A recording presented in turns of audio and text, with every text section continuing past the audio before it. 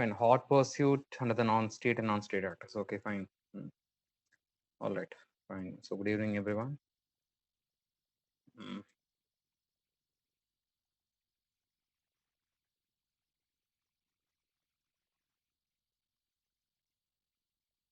Okay, fine. So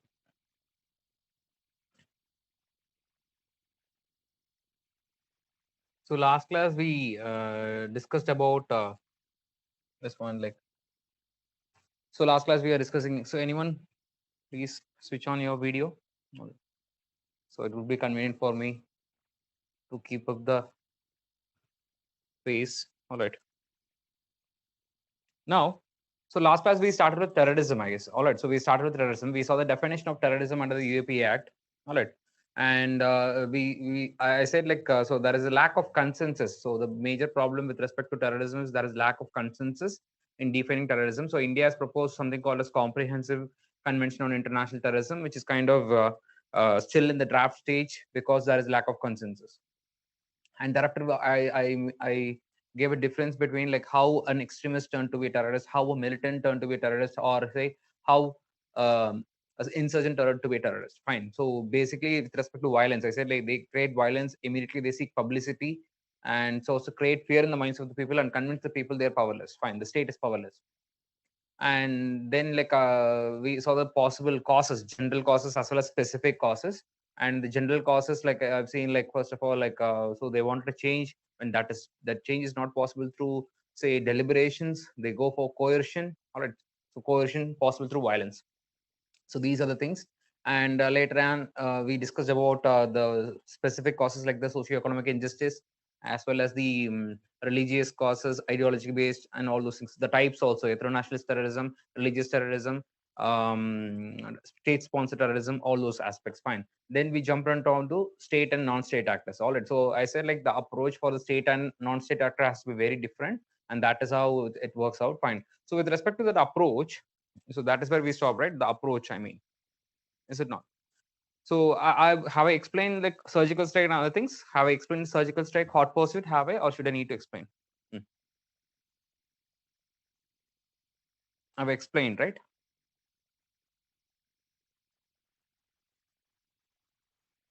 No. Have I explained with example NSC and case national? See, in the case of hot pursuit, okay, fine.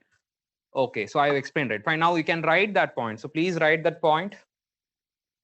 Okay, please write what are the meanings of these things. All right. What are the meanings? Write down what is surgical strike. Right? What is surgical strike?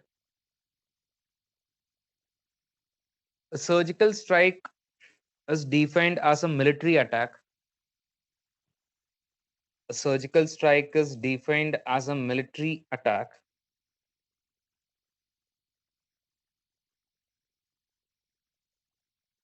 a surgical strike is defined as a military attack intended to inflict damage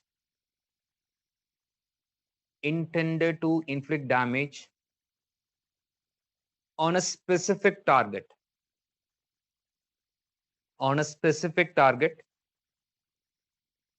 comma, with little or no collateral damage with little or no collateral damage to the surrounding areas.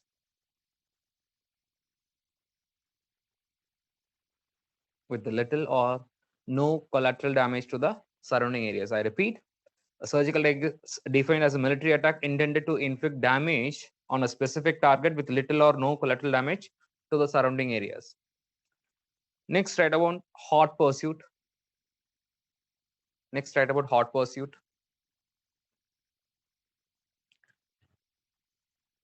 According to Article 111,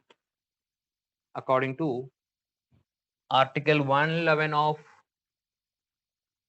UNCLOS, UNCLOS. What does UNCLOS means? United Nations Convention on Law of Seas. United Nations Convention on Law of Seas. So according to UNCLOS Article 111, Article 111, the right of hot pursuit allows a coastal state. The right of hot pursuit allows a coastal state to pursue onto the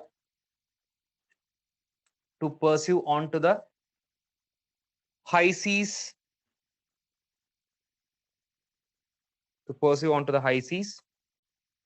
a foreign vessel that has violated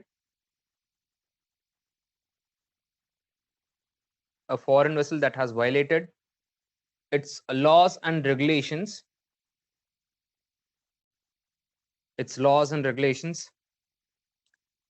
within an area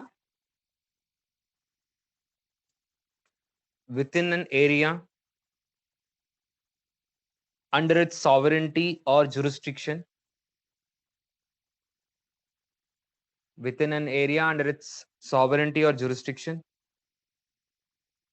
comma, provided that the pursuit commenced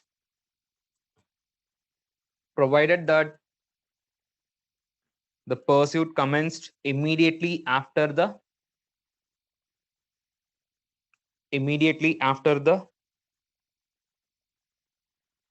offense was committed and has not been interrupted.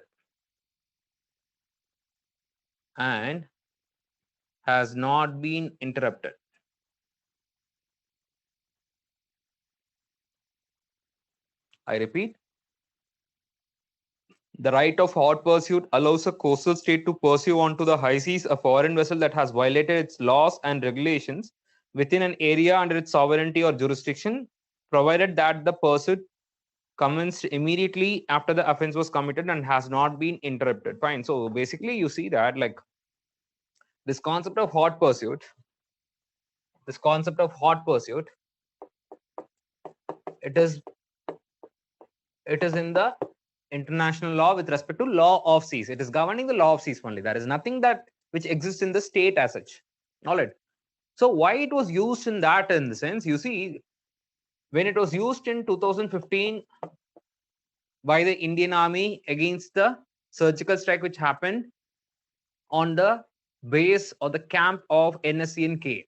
All right. So why it was used? Because so from India, I said, to Myanmar, they went actually, but without the permission of Myanmar's government. But there is no official statement or confirmation regarding this one. There were talks, there were press statements by few ministers, but rest apart from the army or from the government, there is no official communication regard to hot pursuit. So the term was mentioned by few ministers, but technically speaking, it is not there. This hot pursuit is not used in land actually. Even in the oceans. For instance, I've already said like this is called as internal waters. This is the shoreline. This is called the shoreline or baseline. So after which you have ocean, right? This is internal waters. So for instance, if some of the vessel or a ship coming here or within the territorial waters, territorial waters where 0 to 12 nautical miles. So if a foreign vessel, say Pakistan's vessel, enters into the India's sovereign territory, that is the territorial waters, and they involve in any illegal activity or they attacked Indian Army or Coast Guard. So basically, who will be posted there? Not Army, definitely. So the Coast Guard, you see. Coast Guard or the state coastal police. In such a case, what if they attack the ICG, Indian Coast Guard? So now the Indian Coast Guard or Indian Navy, if they are kind of deployed, they can follow them in the high seas, because high seas means it doesn't belong to anyone, right? So this will follow. So this pursuit will follow from the territorial waters to the high seas. That is what called as hot pursuit. But once they enter into the Pakistani territory, it is lost. Understand? So that is what the condition is. So, but this is a kind of, you can say, misnomer also. This was used in the surgical strike with respect to NSCN-K faction. So that is the reason why we are studying actually. But our rest apart, it's not required. with respect to, but it was asked, interestingly, it was asked in UPSC. All right. So even though there was no mention about it, like it appeared in few newspapers, and because of which it was asked. Understand?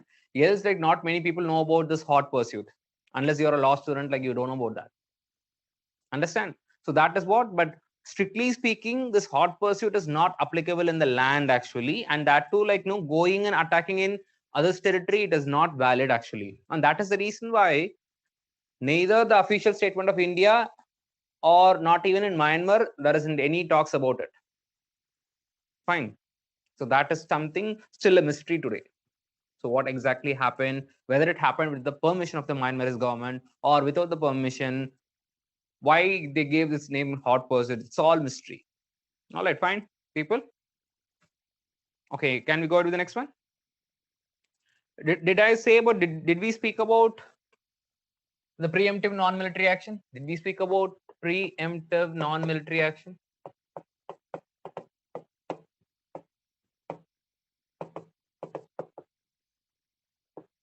Did we discuss about this, people?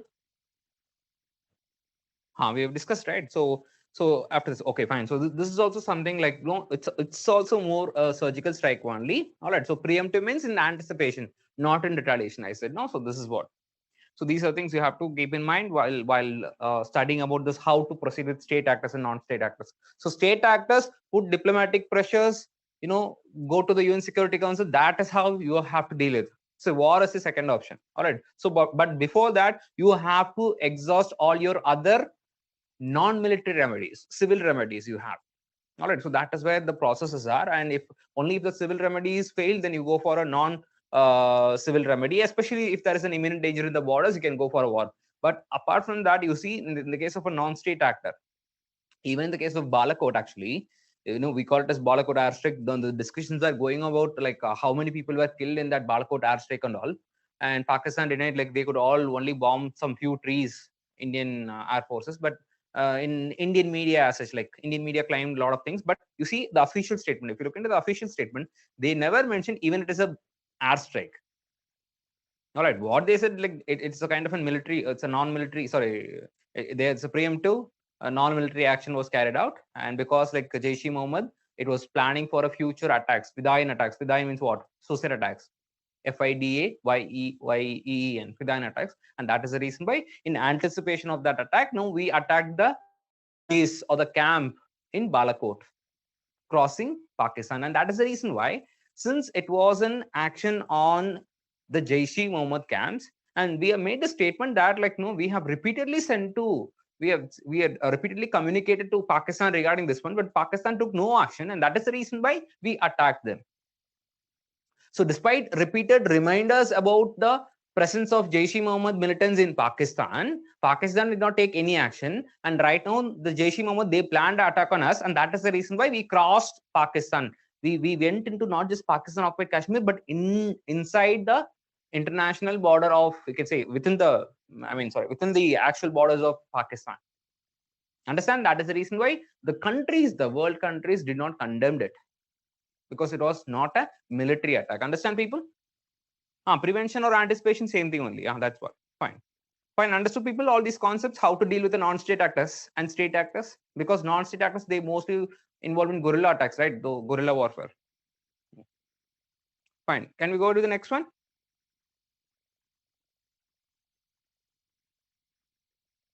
Fine. Now,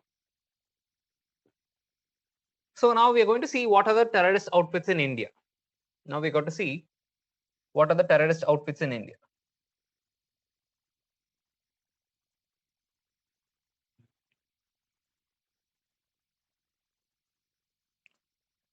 So can you tell me like what are some of the terrorist outfits in India you know?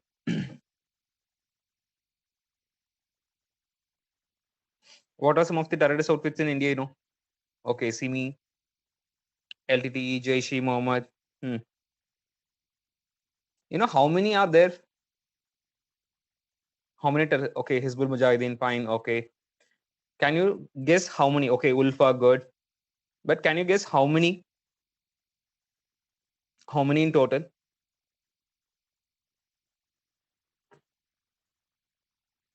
All right, 20 to 30 approximately. No, fine. The thing is that, like, first of all, if you want to know the terrorist outfits in India, so you have to refer section 35 of the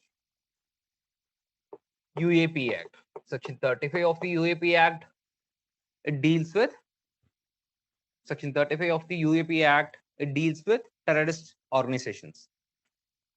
Along with that, you should read along with Schedule 5. So Schedule 1, I'm sorry, Schedule 1 of the UAPA, it lists all the organizations which are part of it. So at present, we have 42 such organizations. At present, all right. Yeah, a lot of organizations, Jamaat-ul-Dawla also, fine, that is what. So this is what you see.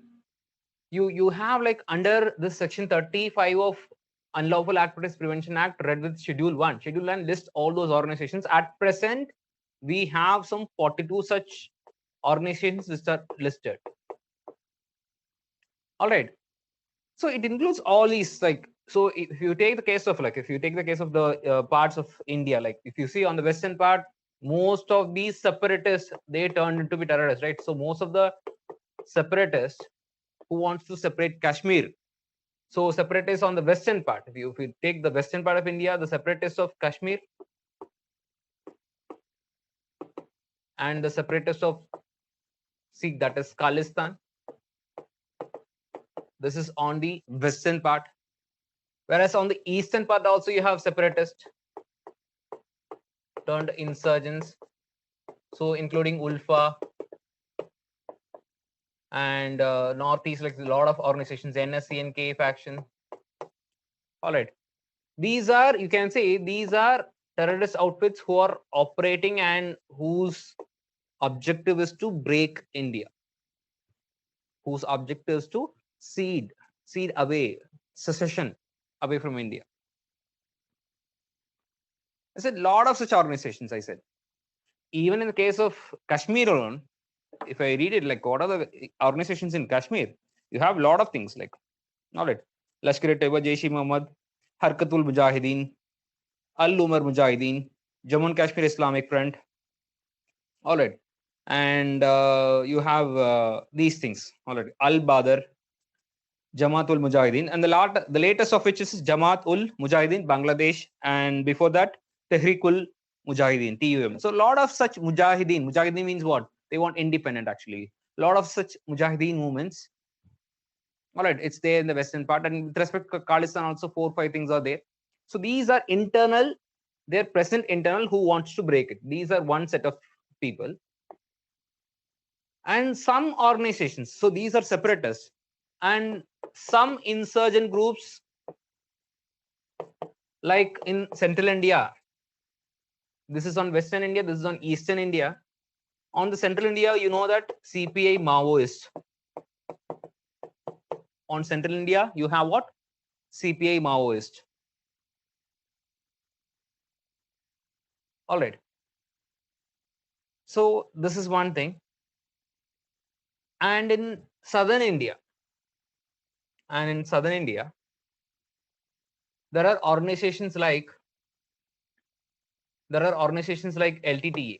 You see, LTTE, basically the Liberation Tigers of Tamil Eelam, they want a separate country for which they took violence in Sri Lanka. All right. So these are external state actors but has an impact in India. Say LTTE, IS, Al-Qaeda. All right. So these are some of the organizations which are present outside India but has an impact in India also. That is what the meaning is. Now, interestingly, you see, there are few organizations in southern part of India, especially Tamil Nadu, which is called as Tamil Nadu Liberation Army, Tamil Nadu Retrieval Troops, Tamil Nadu Liberation Army and Tamil Nadu Retrieval Troops, who basically wanted to separate Tamil Nadu from India, which were associated with LTTE and all. So there are a lot of such organizations. You can find the list in the official website of NIA, even still there today. Fine. So that is what. So these are some of the organizations which is there. All right. So what we have is So from the organizations you find like, so how terrorist groups are formed in India? So mostly Jammu and Kashmir separatism, Punjab separatism, Northeast separatism, South also separatism, but in central part of India, not about separatism. Within India, they want to govern. All right. And these organizations who has some sort of a connection, fine. And apart from that, like, see, whenever I discuss about, say, Simi or Indian Mujahideen, people have to know the differences. Students Islamic Movement of India and this Indian Mujahideen, the differences are that, so the differences between Simi and Indian Mujahideen on one hand versus the Jaish-e-Mohammed and Lashkar-e-Toiba on the other hand is, Jaish-e-Mohammed and Lashkar-e-Toiba, they want to break, they want to separate, they wanted to separate Jammu and Kashmir from India and they want to join with Pakistan. So their primary objective is, the primary objective of Jaish-e-Mohammed and Lashkar-e-Toiba is they want to separate Kashmir from India and then they want them to join it with Pakistan. That is what the objective is. But in the case of the Students Islamic Movement of India Mujahideen, it's not about Kashmir. So these are, you can see, religious fundamentalists on terrorists actually. Understand? So they don't have such objectives to separate Kashmir or to make it like, so they generally have, so they fight on the basis of religion as such. So even though they also fight based on religion, but it is not for religion, it is for more for separatism. Understand? Find out the differences actually. So this is what, like, it's not every Islamic organization or something like that. Now, first of all, not every Islamic organization is banned. Secondly, it's not like the religious terrorism is different from the separatism. These are religious terrorists, these are separatists and terrorists. Understand? So in order to pursue their ideology, they used to carry out violence. So this is the difference. Understood, people? This is the difference between these two things. So don't confuse. So these are, you can say, religious terrorist people, religious terrorism. These are separatists and terrorists. Even though they fight in the name of religion, but it is not, their objective, it is not that alone. Fine. This is what. Next, the state and non-state actors, like, you have to focus on, like, I said, like, after going home, I mean, sorry, you're in home only, right? So mostly, like, you see, you have to refer, like, the recently added, like, if at all they added this year or next year, like, once they added, like, you have to find out the objective. So whichever the organizations there, find out its objective, what is its relevance to India, so what sort of threat it poses. So all those things. For instance, they ask question about IS. So they ask questions about how social media is used as a tool. They ask question about cyber terrorism and, I mean, cyber terrorism, that is computers and terrorism. So these are some of the ways in which they do that. So it's necessary, it's mandatory that you have to compare these things. Understand? So make a comparison and you have to do that, like, so you know the differences at all. Fine. So this is what. Which one, Neelajyoti? Which you want? Which one you want to tell? Which one? Huh? No. This one.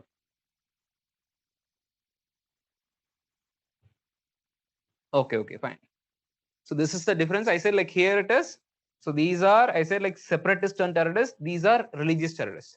That is what the differences are. All right. So this is how you have to prepare, like, what exactly is the objective of Jaish-e-Mohammed? What exactly is the objective of Lashkar-e-Toiba? So whichever organizations they present and whichever in the newspapers, this is how you have to prepare. Fine. So please prepare on that aspect. And the next one. So what we're going to start with, the next one is, we'll start with the counterterrorism measures. Okay, we'll start with the counterterrorism measures. So write down the counterterrorism measures.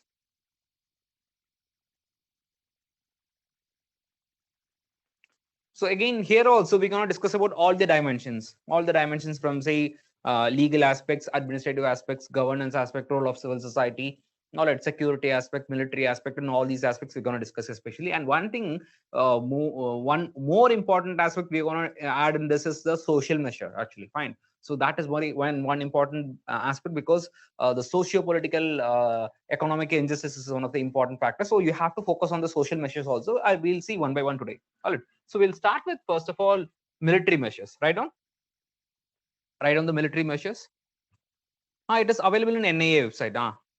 Definitely it is available, people. It's available. That list of organizations, 42 organizations, it is available. You can find it out. Or else during the break also I'll show it in that. All right. So here also I said so we'll start with the military. So before that I said you always write these words: a multi-pronged strategy, a holistic approach. You have to incorporate these elements in the solutions. Always fine. So this is what now how you have to start with okay, fine. So we'll start with first of all the military aspects. Fine. I said in the military aspect. So in the military aspect, you see, I'm speaking about use of force because why? First of all, the first is right on. The first is military aspect. The first is the military measures. Use of force.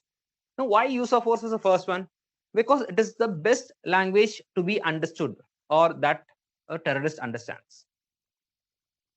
Because terrorists, I said how terrorism is different from other crimes because in order to achieve their political objectives, so mostly their political objective only, they want to rule a party. Sorry, they want to rule a state. They want to rule the whole world. Take the case of Islamic State.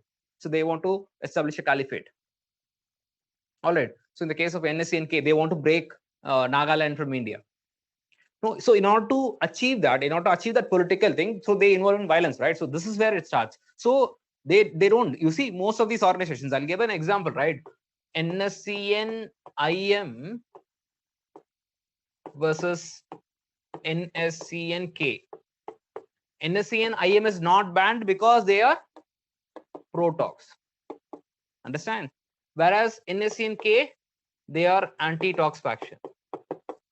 And they involve more in violence. And that is the reason why this is not banned under UAPA. This is banned under UAPA. Understand? You know that. This is the reason why it is banned and it is not banned. This is the difference. Now, so the best language they understand is military, use of military. But you see, military, again, military measure, I've said in the Naxalism also, it is only a short term. It is only a retaliatory measure. It is not a long-term solution for it. I know you know the case of the classic case of Shamima Begum, right? People, did you come across this person, Shamima Begum? From UK. See, Shamima Begum, she left UK when she was 15 years. When she was 15 years, she went to join ISIS fighters. Now, you see that it's because of fascination. She wanted to join that because out of this fascination, she joined that. And you see now she's called as an ISIS bride, actually, the brides of ISIS.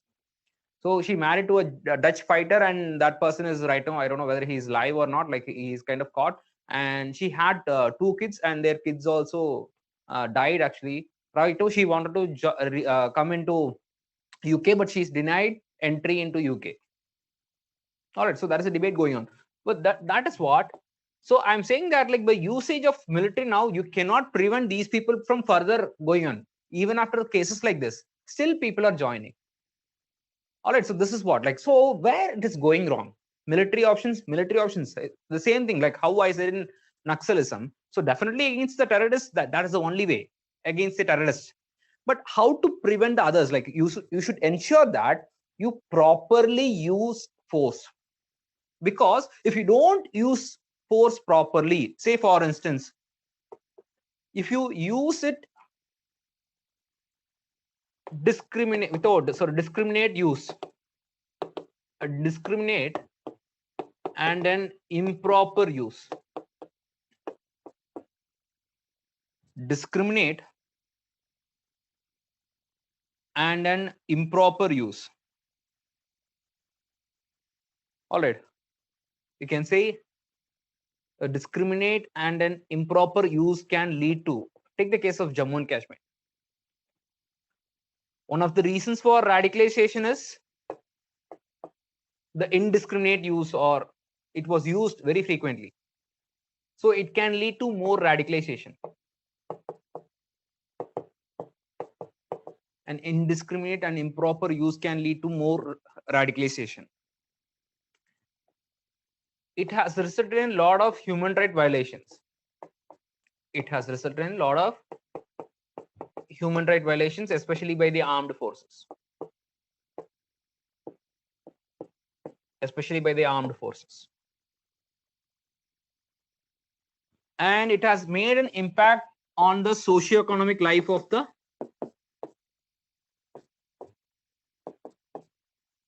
socio-economic consequences on the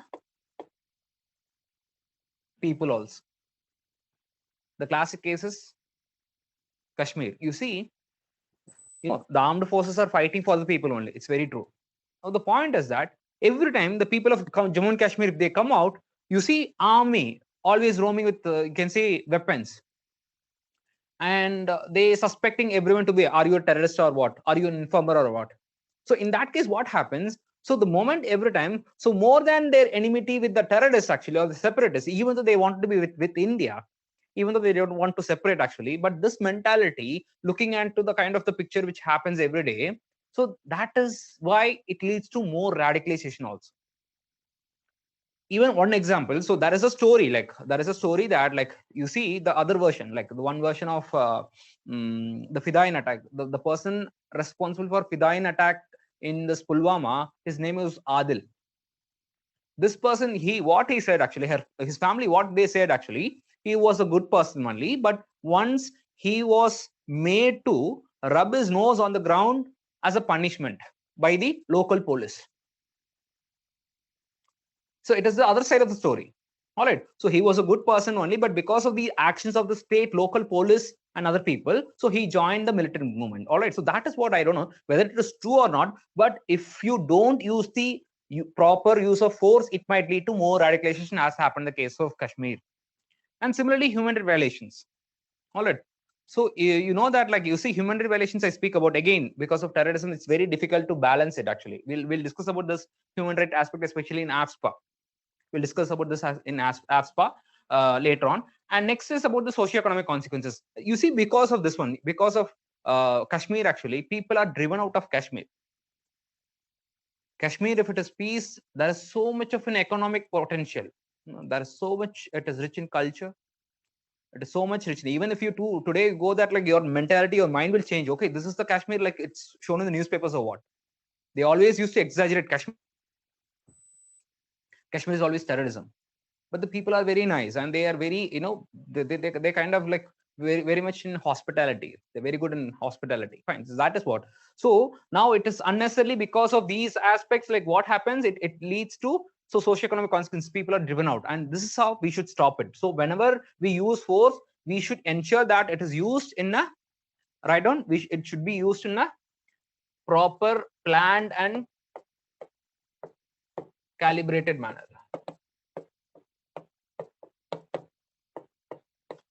It should be used in a planned and calibrate manner. So meaning what? It is exactly about the proportionate use. The proportionate use when it is required. I want to say that if police punish anyone by mistake, then victims turns to terrorists. No, that is see, I'm saying that. So not because of that incident alone, like, all right. So I'm saying that, like, just because of police punish, he turned to be terrorist. I'm saying that whenever, see, that might be mistake also, right? You can't say that every police is very kind of like strict to rule of law. No, when we discuss about AFSPA, I'll get to know that, like, see, I'm not taking either side, maybe the police side, like, or else I'm not trying to justify the actions of Adil.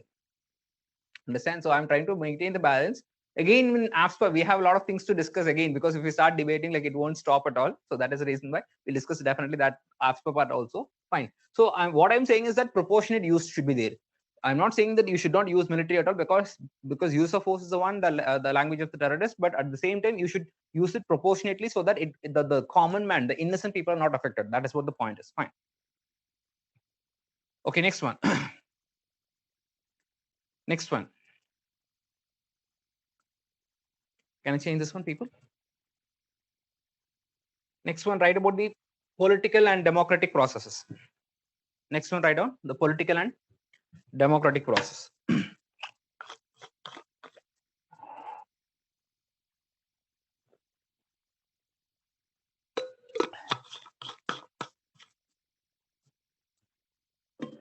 So this is what. So what is the meaning of the political and democratic process? See, once like parallelly you have to say like when, how. So use of force at the same time, look after the people. And especially in the border areas, you have a lot of enmity, right? So there is infiltration, and also people are against Pakistan people are against India. So there is a lot of separatism, a lot of things are happening in. So what you should do first of all, so you should improve. You should improve. Be it the case of Northeast or in the western part. Like first of all, you should improve the confidence. Like please write down. I'm speaking about the confidence building measures. CBM. All right. So under the political processes, first of all right. So there should be a comprehensive confidence building measures.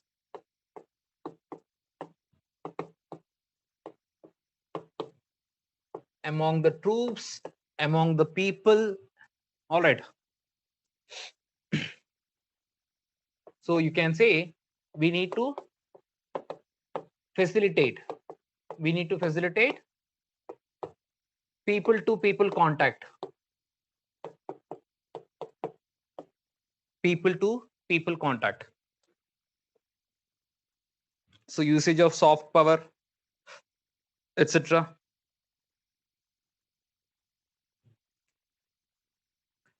And when I say democratic process or political, so I'm speaking about the conducting periodic dialogues also. Conducting periodic dialogues. So we have seen in the border management, right? Sectoral level meeting, border liaison meetings. All right. So conduct these meetings.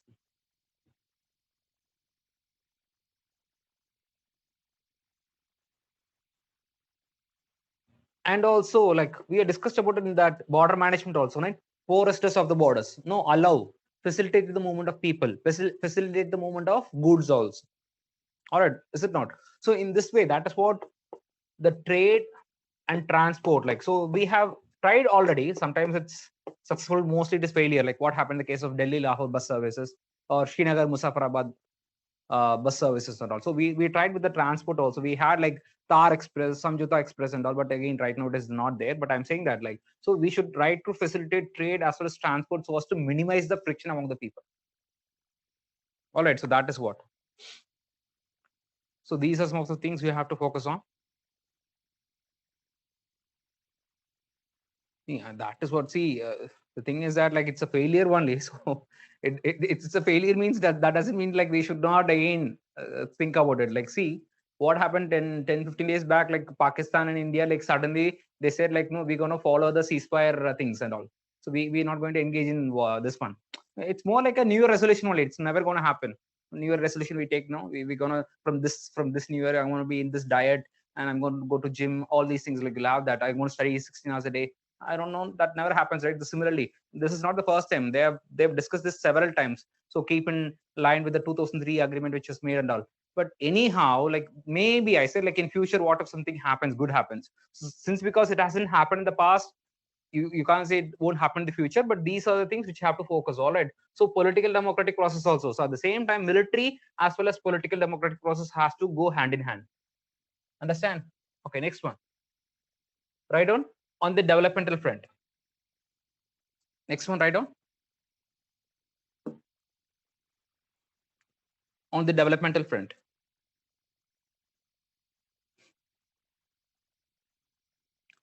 All right. So on the developmental front, especially you see those people I said no, how this use of force, especially in Kashmir or Northeast, how they have the youth have unemployed or they have lost the jobs. It is mostly the unemployed youth. Actually, they are kind of recruited by the terrorist organizations, the separatist organizations. You see the case of Burhan Wani. So these people, they kind of, you can say they joined the separatist movement because of this unemployment and lack of facilities. All right. So that is the reason why you have, for the case of Jammu and Kashmir, you have specific schemes like Udan. So it's basically skill development. All right. So provide them the skills to develop, to kind of engage in the business entrepreneur skills. Tap the potential. Focus on these projects. We already discussed about border area development program also, right? So that is what, like, so focus on these areas, developmental friends. All see, you have a lot of schemes, so implement them. especially. So mostly you have to focus on the skill development. So find out for the schemes which are dedicated for this in the northeast as well as the western part. Fine, which we already studied also. Fine. This is one aspect. Fine. Next one. Institutional mechanisms, right? Institutional mechanisms. What are the institutional mechanisms we have it? What are the institutional mechanisms we have it? See, first of all, people, like we have three different set of mechanisms or institutional mechanisms.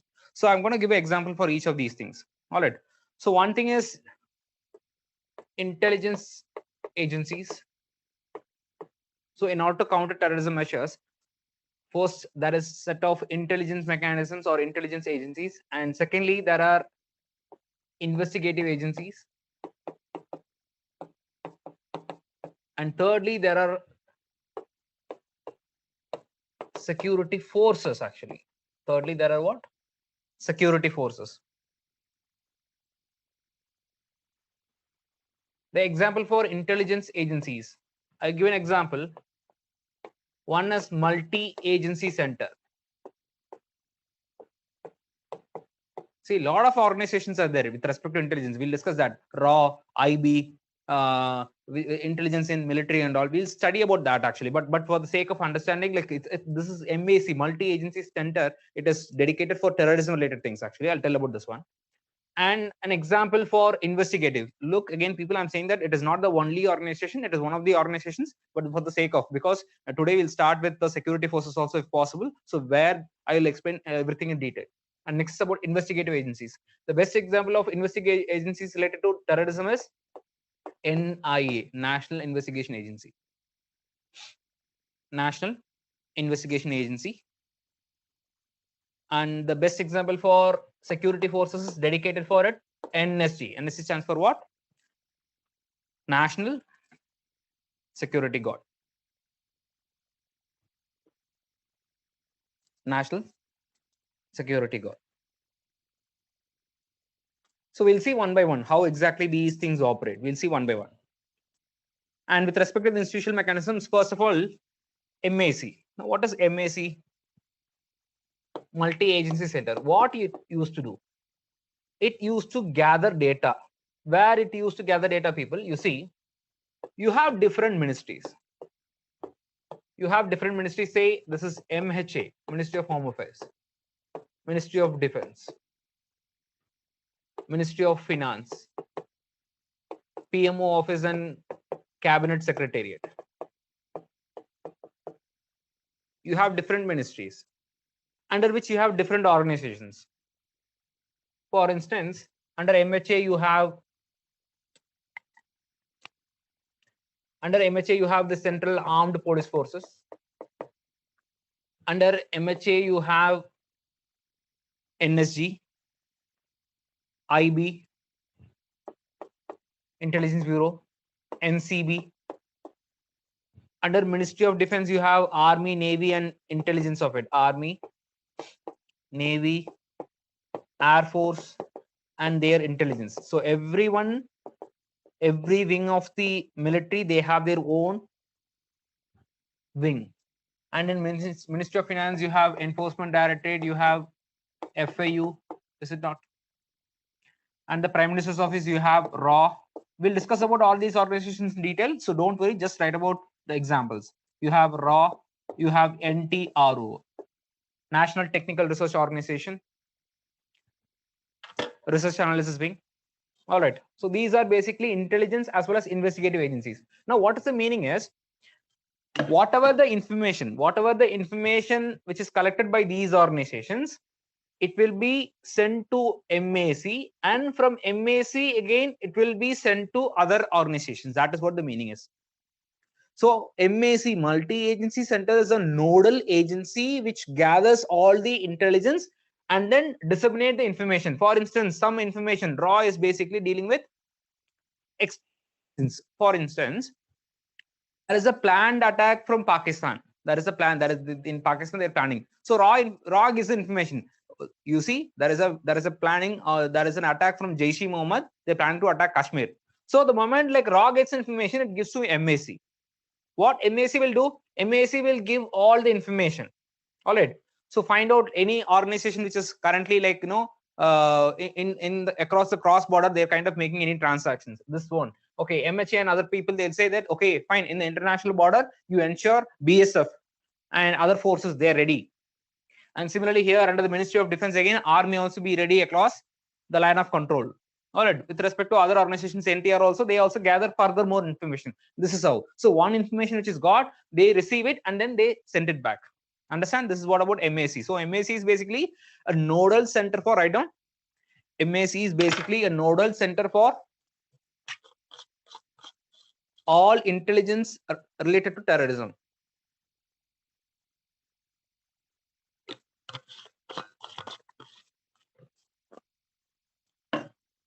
MAC is a nodal center for all intelligence related to terrorism.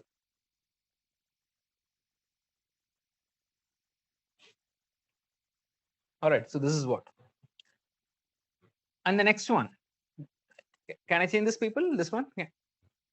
Can I change this one? Slide. Fine. Okay. The next one is about NIA. The next one is about NIA. So NIA is nothing but a statutory body. NIA is nothing but a statutory body. Which statute? Like there is an act called NIA Act, National Investigation Agency Act 2008, 2009 in fact. All right, 2008, it came into existence in 2009. So NIA is the premier investigative agency related to terrorism. In India, anything related to terrorism, it will be done. So anything, like we have seen the definition, right? So anything, any case which kind of have an impact on the security, the unity, the integrity of the nation. So that will be handled by those cases. It will be handled by NIA. That will be handled by NIA.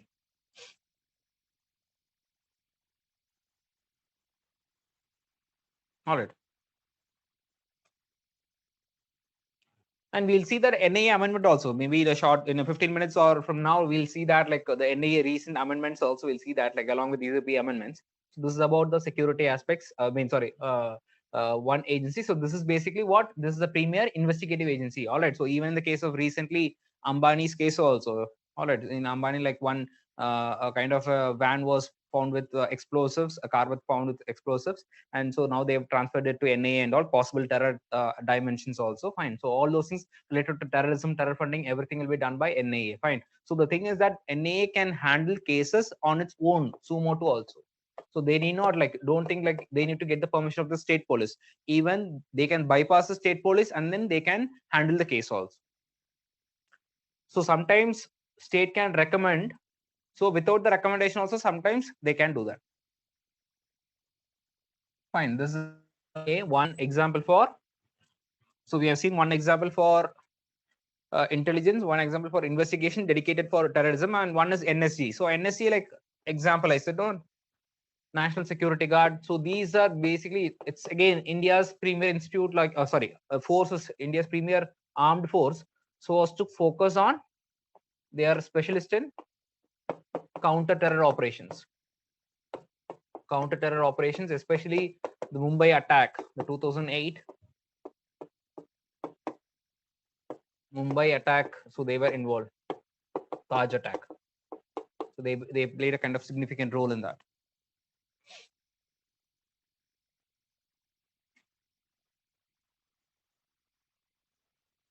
They played a significant role in that. So this is what. And you see, other few organizations which you're supposed to follow is, one is which we follow next, that is NATGRID.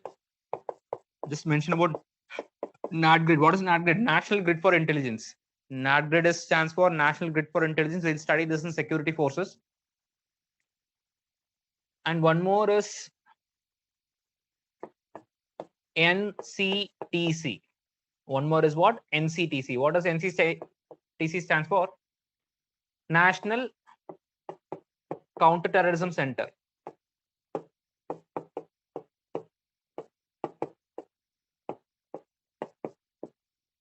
NatGrid, I said we'll see that like in security forces, NCTC is the National Counter-Terrorism Center, which is a proposed, you can say, an umbrella organization in order to bring all those investigative agencies, intelligence agencies, security forces under one umbrella. It is a proposed, still in proposal stage only. It is still in proposal stage only, NCTC, National Counter-Terrorism Center, to bring all the organizations related to terrorism under one umbrella, but it is kind of opposed because states do oppose that because it is affecting their federal nature. It is affecting the federal nature, they say that. All right, fine. So this is the reason why. So these are some of the organizations, institutional mechanisms we have in India. These are some of the institutional mechanisms we have in India. So you have to follow these organizations in the newspapers. All right, fine. The next one, write down. The next one is legislative mechanisms. Write down the legislative mechanisms. The legislative mechanisms. Now, today in this one, like we're going to see, like we had different legislations, people. We had different legislations. One is, starting with it, we had one thing called TADA. You know what is TADA? TADA stands for what? Terrorist and disruptive activities. Terrorist and disruptive activities Prevention Act.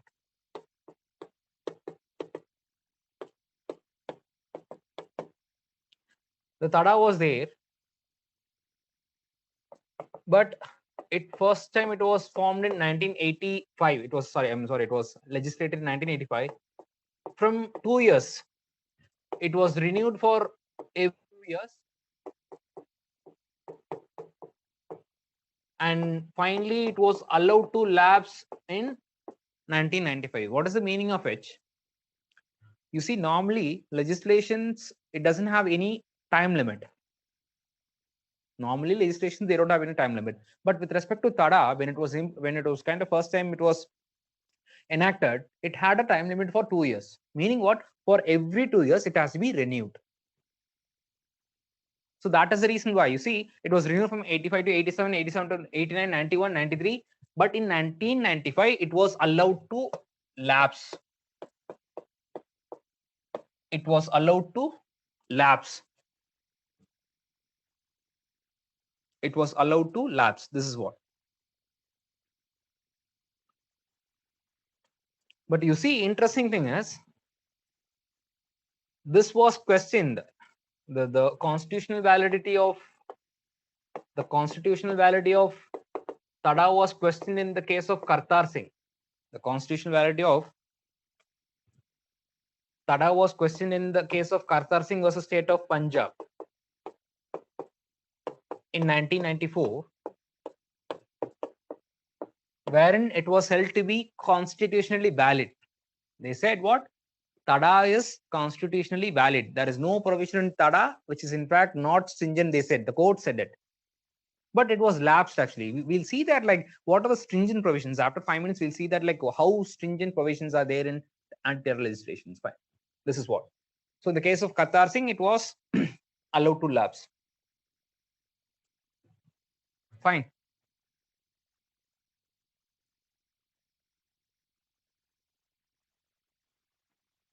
Okay, next we are discussing about, next write about POTA. Next write about POTA. All right, better I'll write it here because you have space. Okay, no problem. What is the meaning of POTA? Prevention of Terrorism Act. POTA stands for Prevention of Terrorism Act.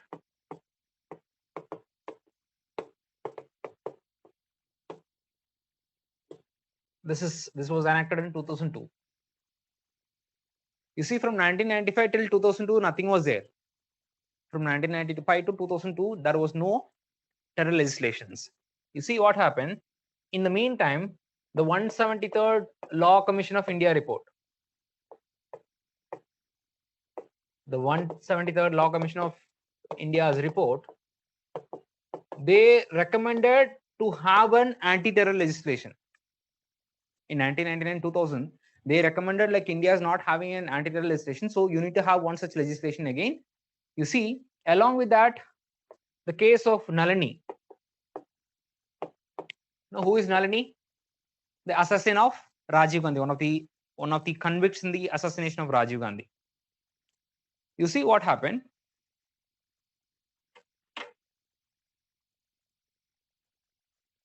Wait, people, I'll tell that. not. No. So first of all, you should keep in mind, like, no, one question is asked. I don't know from whom actually.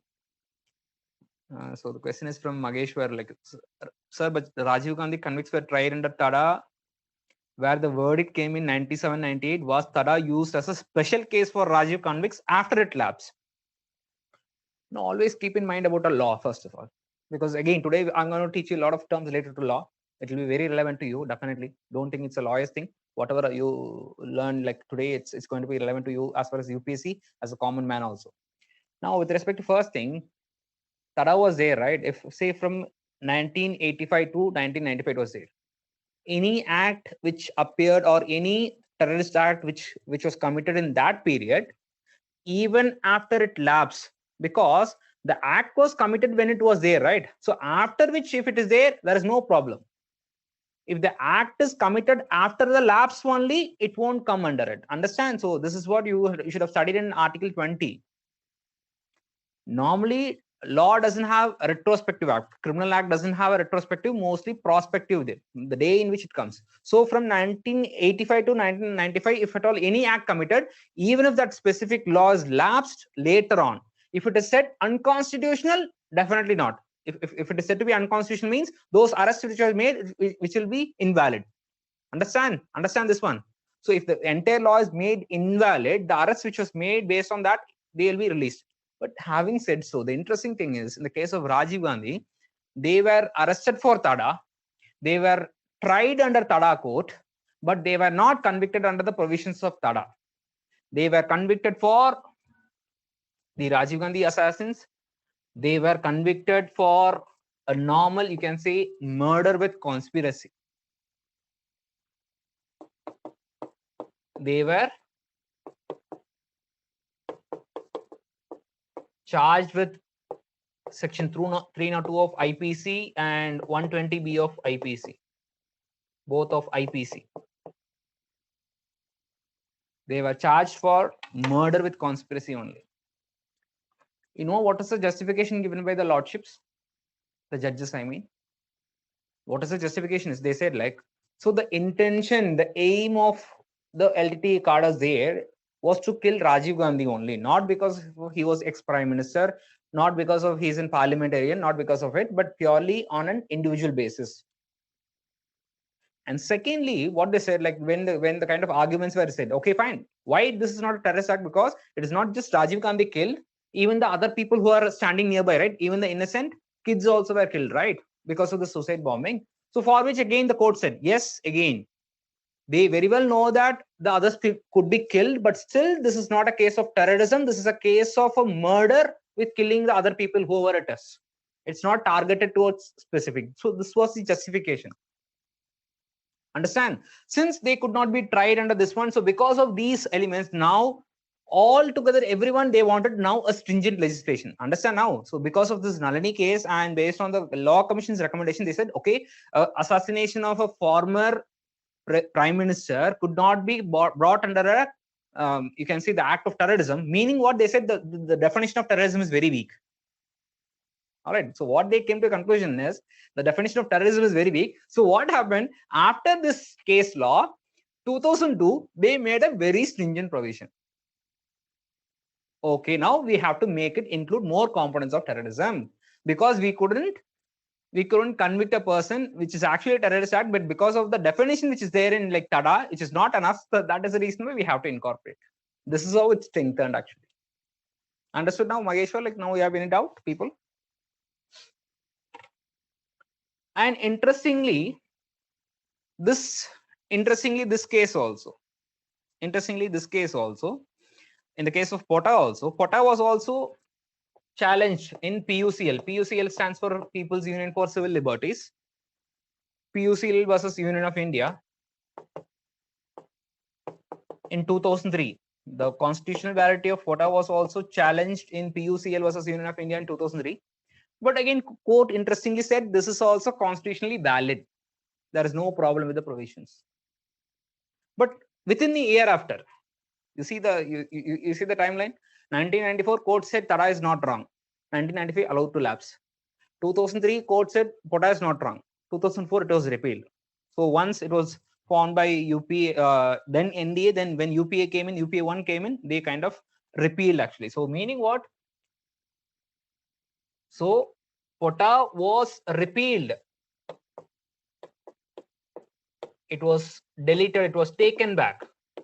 It was repealed in the year 2004. Quota was repealed in the year 2004.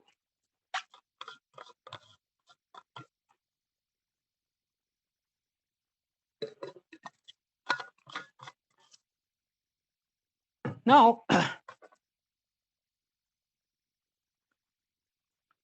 now what we are going to see. So we are going to see first of all, like, okay, so what led to this repeal of quota? Why it was misused? We have to see that, right? Why it was misused, like why Tada was allowed to lapse, why quota was misused. Okay, so we'll see what are those stringent provisions in Tada and quota. What are those stringent provisions in Tada and quota which led to their repealment? What are some of these stringent provisions in Tada and quota which led to the repeal of it? First of all, we'll see with respect to the bail and custody. What are the provisions related to the bail and custody? You know, in court, there are several terms, people. So today we're going to learn such terminologies today. So one is, first of all, you have something called bailable as well as non-bailable offense. Bailable as well as non-bailable offense. So normally bailable offenses are those offenses wherein you can say less than 2 or 3 years. If it is more than 2 to 3 years of punishment, actually it is given under the procedure code, CRPC. They have listed down all the things. All right, so bailable offenses or non-bailable offenses means if the punishment for an offense is say more than 2 years or 3 years, sometimes in some cases it's 2 years, it is more than 3 years in some cases. If it is more than that, it is non-bailable, means the bail has to be applied in the court. Understand? So normally the differences are, in the case of a bailable offense, it is a matter of right.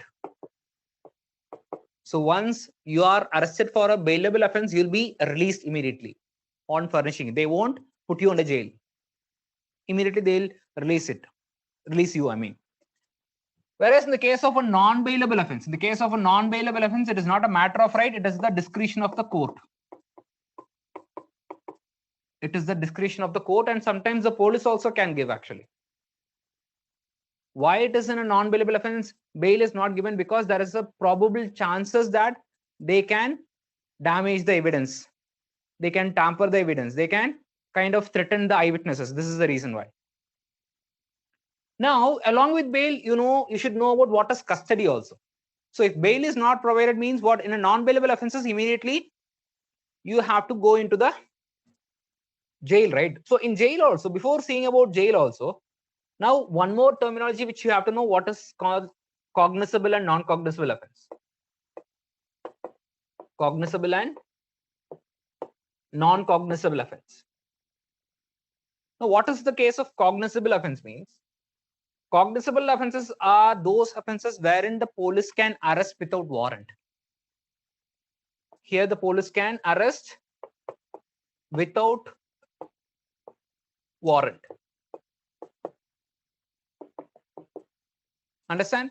In cases like say murder, again the same thing. In cases where the punishment is more than 3 years, like where the police can arrest without murder and the warrant, I mean, like they need not warrant for arresting a person. But whereas in the case of non-cognizable, only with arrest warrant, they can arrest only with warrant. They have to get it from the court. This is for smaller offenses, people. This is for smaller offenses.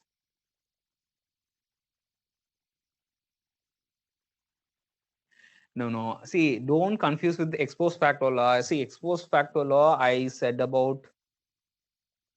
Why did I say about ex post facto law means normally a law will be no, because I thought Mageshwar was confused regarding this one. See, normally any law is prospective in nature. Normally criminal laws are prospective. What does mean prospective means?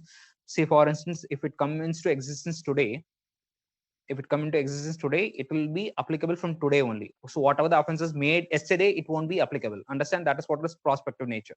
Retrospective means before. Like, so that is the reason why I said, like, in Tada's case, Tada was active, and during the time of Tada only, 1990s only, 91 only, it happened. So understood, Sivapriya. Again, still you have doubt, you just let me know.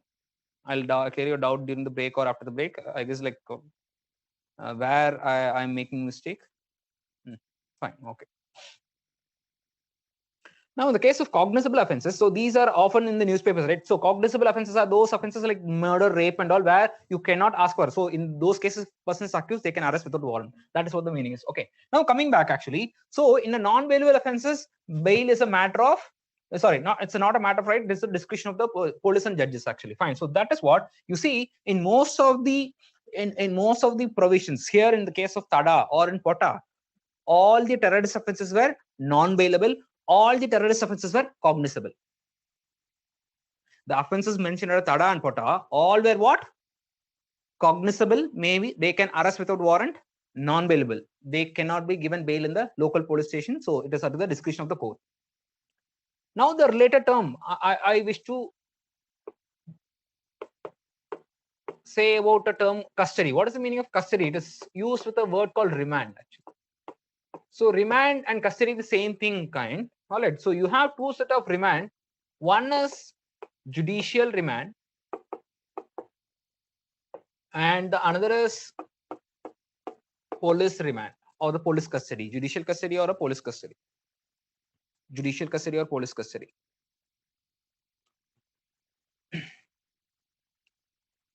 You see, normally in the case of police custody, so police custody means this person will be under police station. This person will be in the police station, but in the case of judicial custody, he will be under jail. He will be under jail and he'll be under the police station. Why police takes it? Actually, police takes it for the case of investigation. The purpose of taking an accused for police custody is for investigation purposes. So they'll, once a person is arrested, he'll be presented before the magistrate. So the police say that, like, sir, we need this person for police custody because we need him for investigation, for interrogation. So provide us 15 days police custody. This is what they'll ask. But that is what. So the maximum, actually, the maximum for a police custody is normally 15 days. The maximum for a police custody is 15 days. All right. But sometimes it may extend, like, so sometimes it can extend, say, some 30 days, depends on the severity of the crime. But in any case, you see, in the case of terrorism, it is sometimes extended to 90 days also. In the case of anti-terror legislation, the police custody is extended to what? 90 days. Now just imagine 90 days they're interrogating. They use the torture method. That is what. So because by the law, basically what happens, this police custody, it is extended sometimes to 15 days to 30 days, 30 days to 60 days. Like, it is normally there only. But unfortunately, in few exceptional cases, it is sometimes extended to 90 days also police custody. It is not supposed to be the part of law. That is the reason why it was misused. You see, 90 days under the police, they used to torture them. But whereas in the case of judicial custody also, there is a condition. Judicial custody, what? There is to be, say, again, maximum 180 days. The maximum is 180 days. So 180 days, you have to complete the investigation and you have to release him under a bail. You have to release him under a bail. All right. So for instance, like, the investigation is not completed, if it is very sensitive, or sometimes they can extend that also. But in terrorism, you see, people are languishing in jail for years. In terrorism, people are languishing in jail for years, even before terrorism also, not just cases related to terrorism. If you see in the 1980s and all, lot many people, like, if at all, what does the court, so it's actually the court law says, CRPC says that, like, if at all someone has committed an offense, if that offense, the maximum punishment is 10 years. If at all he's there, if at all he's in jail for 5 years, he's called as what? Under trial prisoner. What is the meaning of under trial? The trial is still going on. The case is still pending. So if at all he has served 5 years, that is the half of the maximum, he is supposed to be released in jail.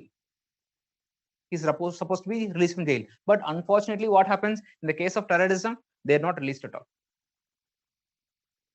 So this is what the provisions.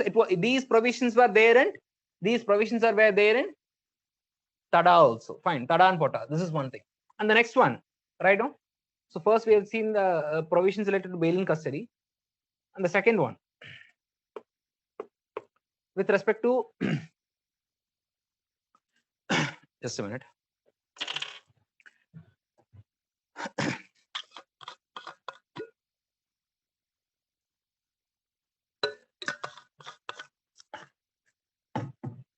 Second thing is with respect to the confessions before a police officer.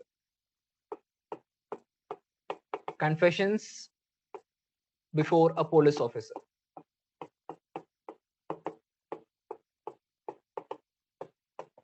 So normally a confession made before a police officer is not admissible as evidence. What is the meaning of it? See, in the police station, what they may use the third degree methods, right? Torture and all. So what happens? The confessions made before it, like saying that, okay, people, what police will say, you accept what you have done it. All right. So by which, like, no, I'll ensure that half of the punishment is given, or else like it will be helpful for a benefit. I'll ensure that, like, so they give these false promises, or they use torture methods so as to make them accept the crime, confess the crime. All right. So that is the reason why normally confessions. So normally confessions made before a police officer is inadmissible as evidence. Confessions made before a police officer is inadmissible as evidence under the Indian Evidence Act. Under the Indian Evidence Act, the confessions made before a police officer is inadmissible, because you know that, like, here also you can incorporate Article 23, remember, related to self-incrimination. No one can be compelled to a witness against himself. 23, self-incrimination. No one can be compelled against a witness against himself. So that is what, like, so you see, normally confessions made before a police officer is inadmissible, but in the case of anti-terror legislations,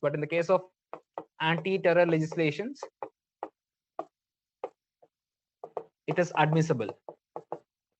It is made admissible as evidence in the court. So that is the reason why it was creating a lot of problem. Understand? Understood? Okay, next one. The third one is related to presumption. Presumption and burden of proof. Presumption and burden of proof. You see, normally what is presumed? Presumed it is everyone is innocent unless and until proven guilty. All right. Everyone is innocent unless or until proven guilty. This is what the normal maxim is.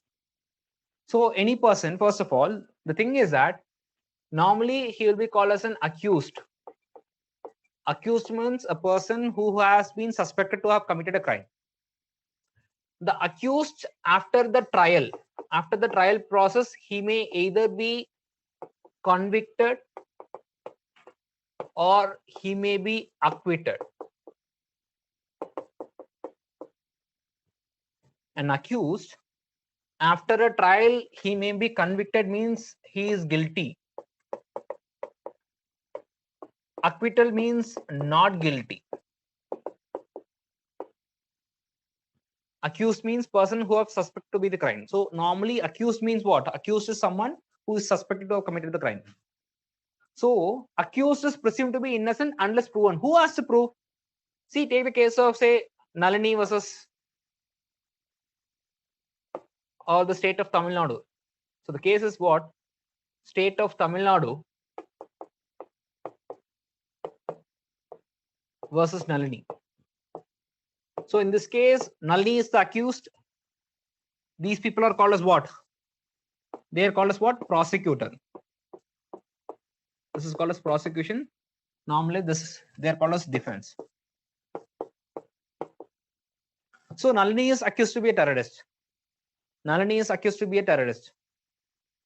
So now what happens in the case actually?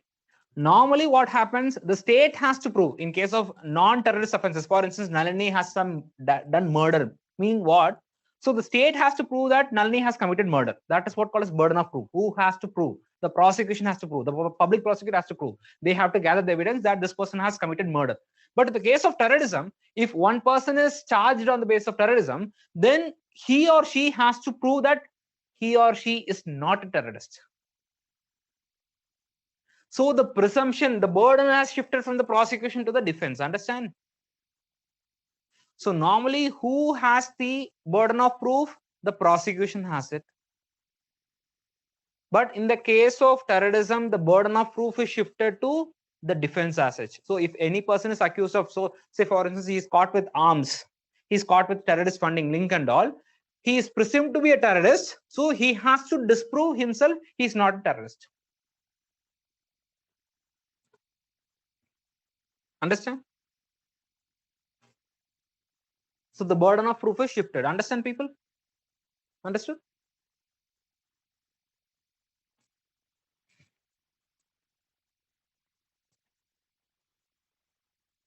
And similarly, the fourth of the issues, all right, the fourth of the issues is there were no proper witness protection mechanisms.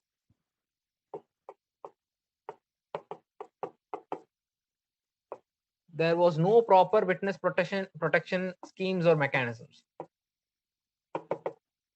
There were no proper, so actually it's not part of it, so it's part of legislative mechanism only we are saying, so please ensure it. All right, so in the witness protection schemes actually, so India did not have these legislations. We did not have no proper witness protection mechanisms. See, in fact, it was in 2018 only. It was in 2018 only, after the Supreme Court intervention. Right now, we have that thing, witness protection. I'll give you a simple example, people. See, one such instance is, I don't know whether it is true or not, but it appeared in the newspaper once actually. You know the case of Ajmal Kasab, right? Ajmal Kasab in 2008 Mumbai attack. So that's it. Like there was one kid actually who was an eyewitness to that. Like normally kids are not, but there is a story like that. So a family and a kid like was part of this witness actually, eyewitness to Ajmal Kasab. She was denied admission in the school. Their family was denied, you can say, accommodation in any of the society in Mumbai. All right. So they were denied accommodation. The kid was denied. Their kid was denied admission in the schools. Why? Because like if you are associated with me, if at all they come to know that like you are the one who, you are the eyewitness who kind of who kind of showed Ajmal Kasab in the this identification parade and all. All right. So in this way, they will kill us also. So that sort of mentality is there in the society, right? So that is the reason why in India we don't have the witness protection system. You see, like mostly in the movies also, you see that like the moment like these people they come out of it, like the first thing they'll kill the witnesses. This is what. So this is what like India we don't have a witness protection system, and these schemes also does not have it. So this was on other hand like it was affecting those people who had given evidences. So basically what these provisions were so stringent, and that led to the misuse.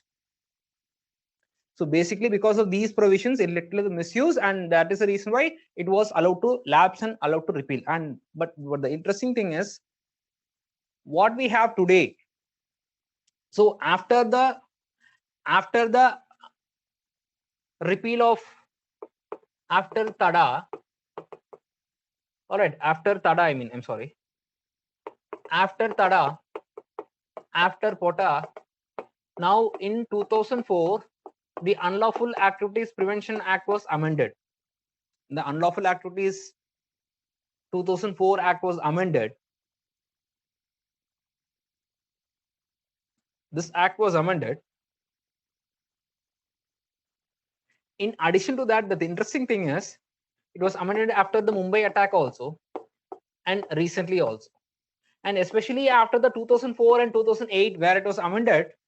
Now it has more stringent provisions than what was there in Pota and Tada.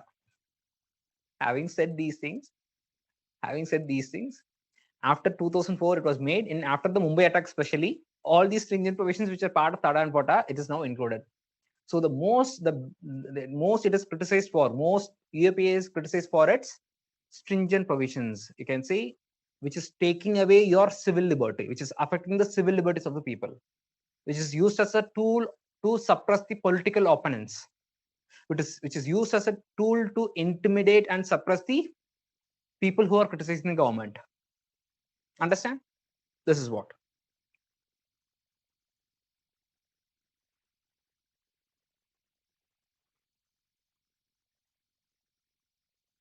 All right.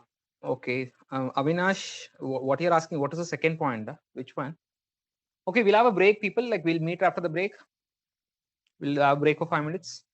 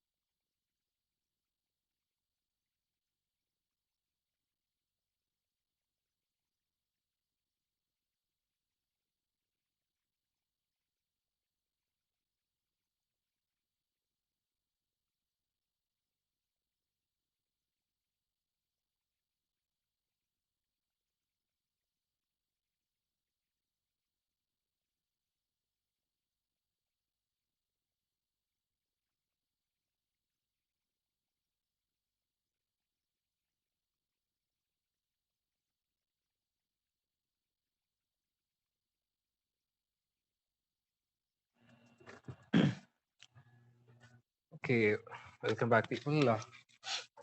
So, what is suo moto means? Actually, taking suo moto cognizance, they used to call it as suo moto means on their own. Actually, you see, whenever the person who are concerned with the case, if they are not taking any actions, it's called a suo moto. You see, most of the cases, the court on its own take it. That's called a suo moto cognizance. In this case, when I mention about suo moto means, actually the state is supposed to refer that the case to NIA.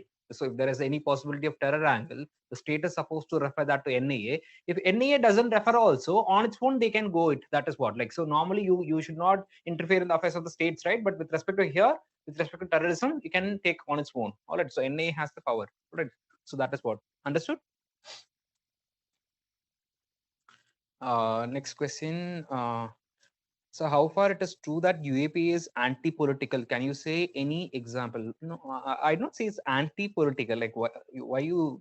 I don't know the definition of, like, you mentioned about anti-political. No, I am saying that, see, anti-terror legislations, not just in India, anywhere in the world, you see the anti-terror legislations are used as a tool to suppress the political opponents. I said, like, so whenever you don't like someone, you put them, they're speaking about the government. Like sometimes they also go overboard also. It's not that everyone speaks within the limit. Sometimes they go beyond the limit and then speak about, okay, fine, if this is the case, the government is going to be, we're going to break the country again, we want independent, fine. So that is a kind of a thin line, actually. So that is where you see sometimes it is used as a tool to suppress the political opponents, and it in most way takes away your civil liberties. That is what I mean. All right, Akhilesh, like, I can't say it's anti-political. Like POTA was also misused, TADA was also misused, UAPA also kind of misused, actually. So that is use of misinstances. But it doesn't mean that, like, it's kind of like it should be get away with. Okay, we'll see that other things. Fine. Now, okay. Now we'll see the other things. So now today what we have, today what the legislation we have is legislation number one, which is always there previously. One is the National Security Act. Number one is National Security Act 1980, and two is NIA Act, the National Investigation Agency Act of 2008, and the third is UAPA Act 1967 as amended in 1967, 2004 till 2019 also. The thing is that in the case of National Security Act, this is related to what is called as preventive detention. Not exactly an anti-terror legislation, but it is related to preventive detention. See, most of the cases related to terrorism, so they are detained. What is the meaning of preventive detention? So even before someone has committed the crime, before that he or she is arrested. I guess you must have studied in Article 22 of the Constitution, 22 clause 5, 6 and all. All right, so that is what. This is about preventive detention, but not exclusively related to terrorism, but this is what exclusively related to giving statutory powers to NIA. And the third one is UAPA Act. Actually, today, this is the comprehensive exclusive law to deal with terrorism in India, UAPA Act. And you see, this UAPA Act was recently amended. This UAPA Act, it was recently amended. So we have to know what are the recent amendments which was made in 2019, and they asked the question last year. They asked the question, what are the kind of provisions in this UAPA which created trouble? All right. So we have to see what are the amendments. So we'll see the amendments of UAPA which made in 2019. So the first of which is, first of all, the first of the amendment under that is who are the definition of terrorists, or who can commit terrorism.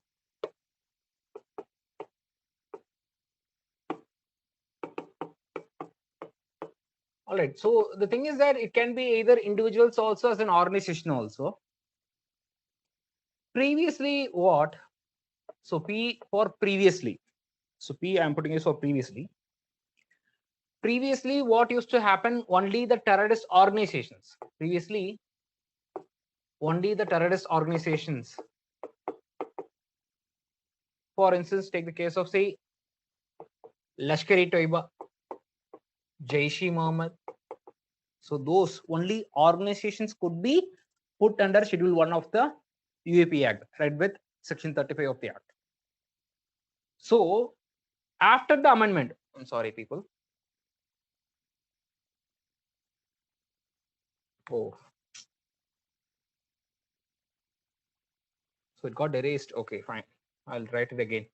So first one is about the definition of terrorist act actually. Okay, so who is a terrorist? So previously it was what? So previously it was only organizations like LET or Jaish-e-Mohammed. Now what? Now even individuals can be designated as terrorists. Even individuals can be designated as a terrorist. Right now, so the head of Jaish-e-Mohammed, Masood Azhar, so he can be designated as a terrorist. Previous slide only, even I lost it. Which slide you want, Chandramohan? This one, huh? No, the previous slide I wrote, it's lost. Somehow it was deleted. NA Act, this one, huh? Okay, you can write it.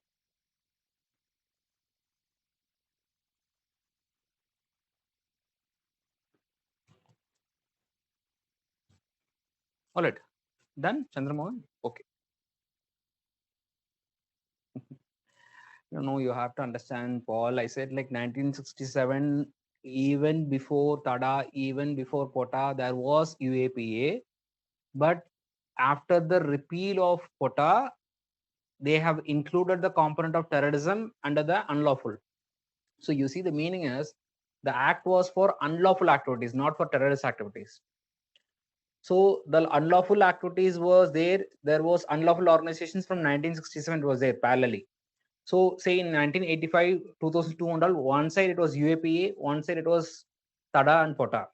But after 2004, after the repeal of Pota, people felt that there is no need of a separate law. You can amend the existing Unlawful Activities Prevention Act. You can include the component of terrorism. Understand why I keep on saying that there is an amendment? Like even I have mentioned the first clearly. So after this one, like the Unlawful Activities Amendment was made in 2004, after which it was amended in several times, not just even before that also. Understand now? Fine. That is what. Okay, if maybe the way I said, like you misunderstood, fine. People understood right now. So that is what, like, unlawful activities I mentioned even so many times. I've mentioned this 1967 in the Naxalism also. I've mentioned this in the way beginning also, 1967. Or it started there like this one. So this is what. Now, what is the impact of this one? See, the impact, like now why it is criticized. Okay, so previously only Jaish-e-Mohammed, the organizations could be put, but right now even Masood Azhar, the individuals could be designated. So basically, the target is, you can say, it will result in, you can say, the freezing of bank accounts. Now, first of all, why it was done? Now, why it was done? Why individuals were added? You see, these people, they keep on changing the name. First, it used to be Harkatul Mujahideen. They used to change this Jaish-e-Mohammed. They used to keep it as Al Badr. So they just keep the names changed. Once an organization is banned, they used to change their names and then they can carry on their activities. All right. So by changing the names, so that is the reason why, more than targeting the organizations, they targeted what? The individuals, because individuals are more responsible than the organization for the act. So that is the reason why it was. All right. So freezing the bank accounts, as well as you can say there is a kind of a, you can say, stoppage in or restrict the movement actually. Restricted the movement actually. It's not so easy to travel. So these are the kind of more or less like the UN Security Council sanction. But why it was criticized? Because you see that the criticism, why the criticism is here, why it is wrong, by merely on suspicion, even before the trial, if you are branding an individual to be a terrorist. All right. So actually, I'll give you an example. Like example, the sense like this organizations were in Schedule 1, and the individuals, they are right now in 4th schedule. Now, if any person on the suspicion he or she a terrorist, if it is put in the 4th schedule, so they'll freeze the bank accounts, they'll restrict the movement. But what happens? What if after 5 years or 10 years he or she is found not to be terrorist? Because in India takes lots of years to decide, right? What if after 4 years or 5 years or 10 years, if they said like no, he has no connection to terrorism, what will happen? all the years are lost, and that is the reason why it is a criticism. So merely on a suspicion or on specific grounds, maybe prima facie, there may be some grounds on which if you're branding someone to be a terrorist, this could be possible thing. So you need to put down proper, you can say, reasons for it. That is the reason why. No, terrorism amendment was added in 2004, people. The concept was added 2004. See, 2004, the definition was added and the definition strengthened after 2008. I said after 2008, after the Mumbai attack, even more strengthened. Even more strengthened, that is what. But the definition was added in 2004 only. 2004 itself, because once after the repeal of quota, they added. So UAP also comes under the preventive detention category. People, why you confuse? No need to confuse. Like National Security Act is about preventive detention. It's altogether different. UAPA is about specifically focusing on terrorism. All right. Okay, next one. Okay, the next is with respect to seizure of the next of the amendment. The next amendment is related to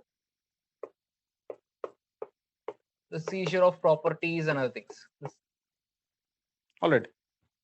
So previously for the seizure of property and other things, you have to get the permission of. So if it is suspected to be that property is used for terrorist activity, so previously you need to get the permission of. Previously, you need to get the permission of the DGP of the state, but right now, the Director General of NIA. So NIA also has a direct specific NIA. So the Director General of NIA comes under the control of the state government, the union government. If at all he gives it, like that is fine. All right. So this was the kind of amendment. So previously the DGP of the specific state has to give the permission, or you can say the kind of sanctions. But here now the Director General, he himself can attach a property, seize the property. This is what point number 2 is.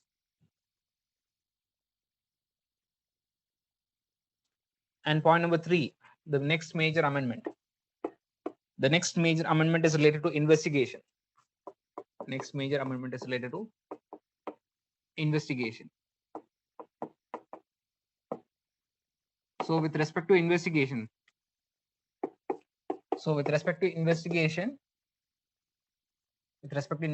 previously the investigation could be happened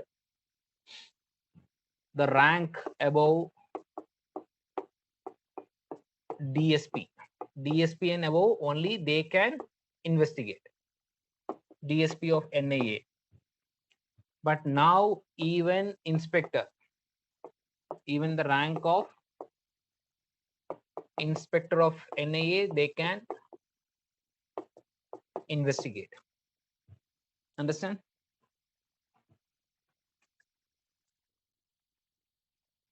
Even the rank of inspector or above, that is what. And number 4 is they have added few treaties. They have added few treaties to the definition of it. Actually, if you go and see that act, actually they have included what constitutes terrorist activity. So they have included a lot of conventions. You have convention on hijacking, convention on piracy, conventions on suppression of nuclear bombings, convention on suppression of terrorist bombings. There are so many dimensions related to terrorist funding and all. So right now, initially they have included 7. Right now they have included 2. That is what. So these are some of the amendments they made it, actually. So these are some of the amendments they made it to NIA as well as UAPA. These are some of the amendments which are made by the government in NIA and UAPA. Fine. Okay. The next one, what you have written besides inspector? NIA, people. This is NIA. All right. So next one, we're going to see the role of. Next one, we are going to see the role of citizens, the role of civil society, and the role of media.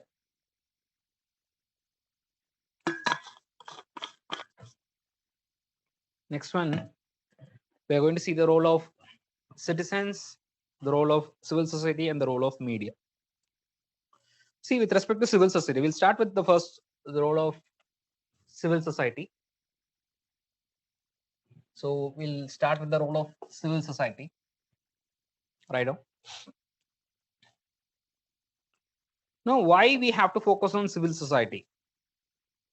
Why we have to focus on civil society? Because so these are the people who draw attention. These are the people who draw attention of the government with the grievance of the citizens.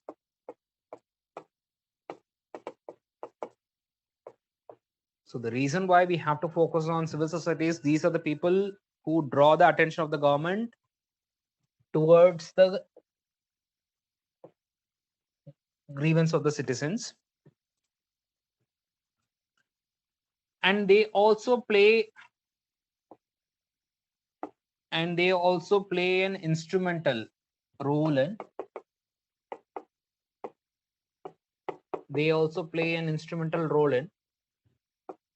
highlighting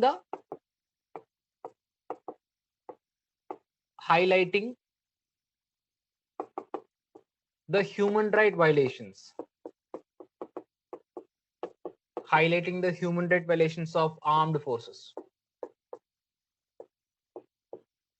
They also play a important role in highlighting the human right violations by the armed or the security forces when they deal with terrorists.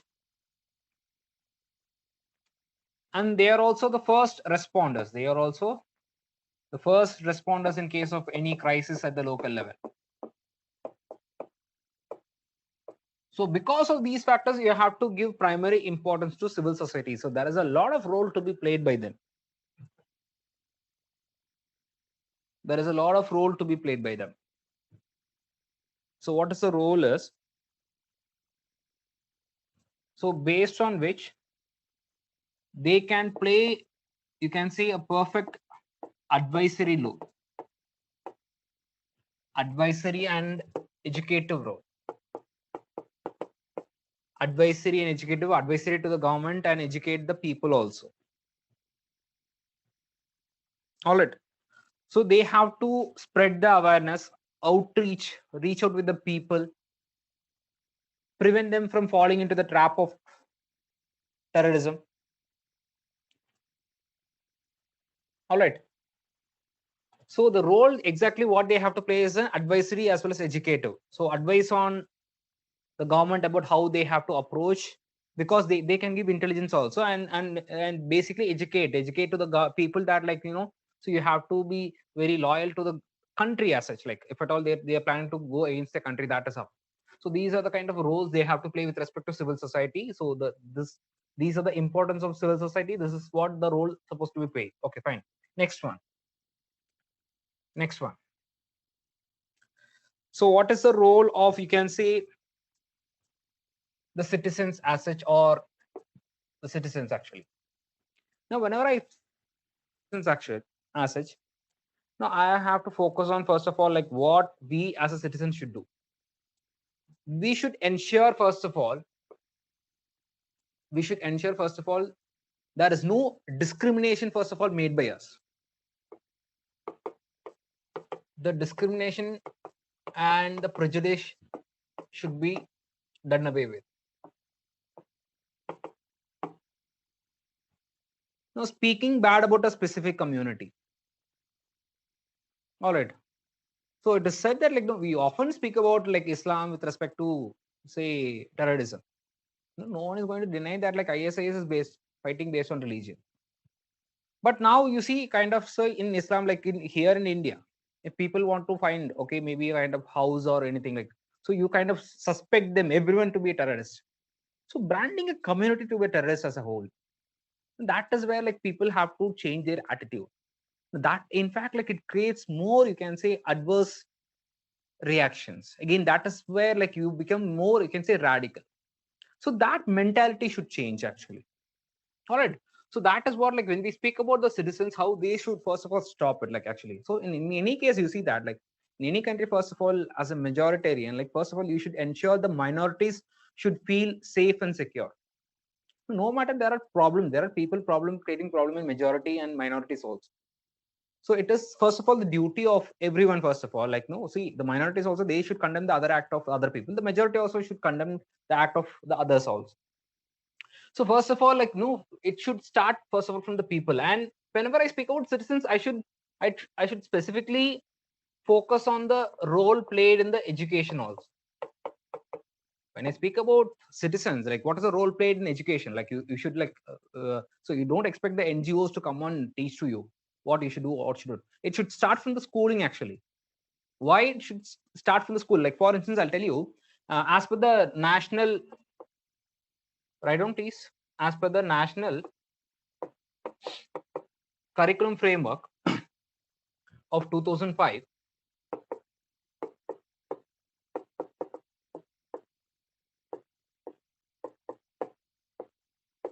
it included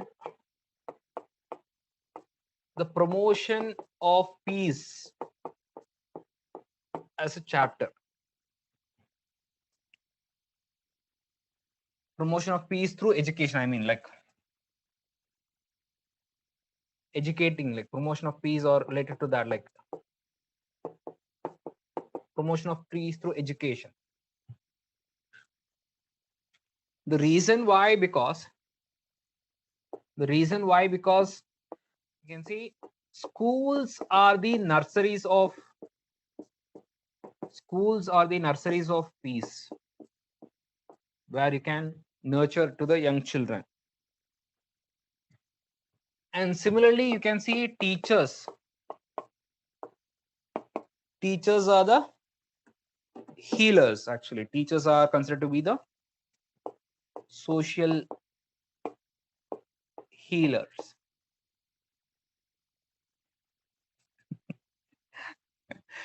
Yeah, that is also to an extent. No, that is very true. Civil societies come to defend the terrorists, but when terrorists kill like armed forces, they are vanished. Okay, when terrorists kill the armed forces, no, that is what like no. So I myself being an no, I was a human rights lawyer as such. Like human rights lawyer means I did my masters in human rights. I know like a lot of cases like where it is there.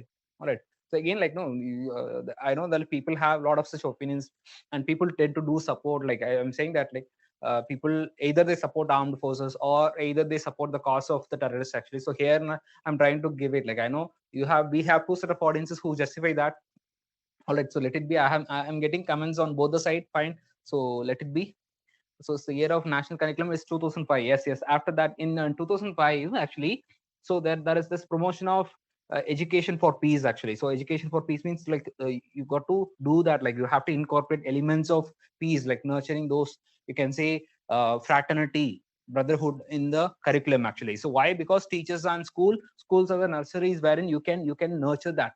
And in the case of teachers, like I said, you see the case of I even mentioned about one Professor G.N. Sai Baba, right? So he was like, he's basically an English teacher, but he was spreading his Naxal ideas in all across the colleges he worked at actually. So fine. So this radical propaganda is being spread by a lot of teachers actually. So that is what like it should be kind of nipped off the bud actually. So that is what like teaching the curriculum should have that one.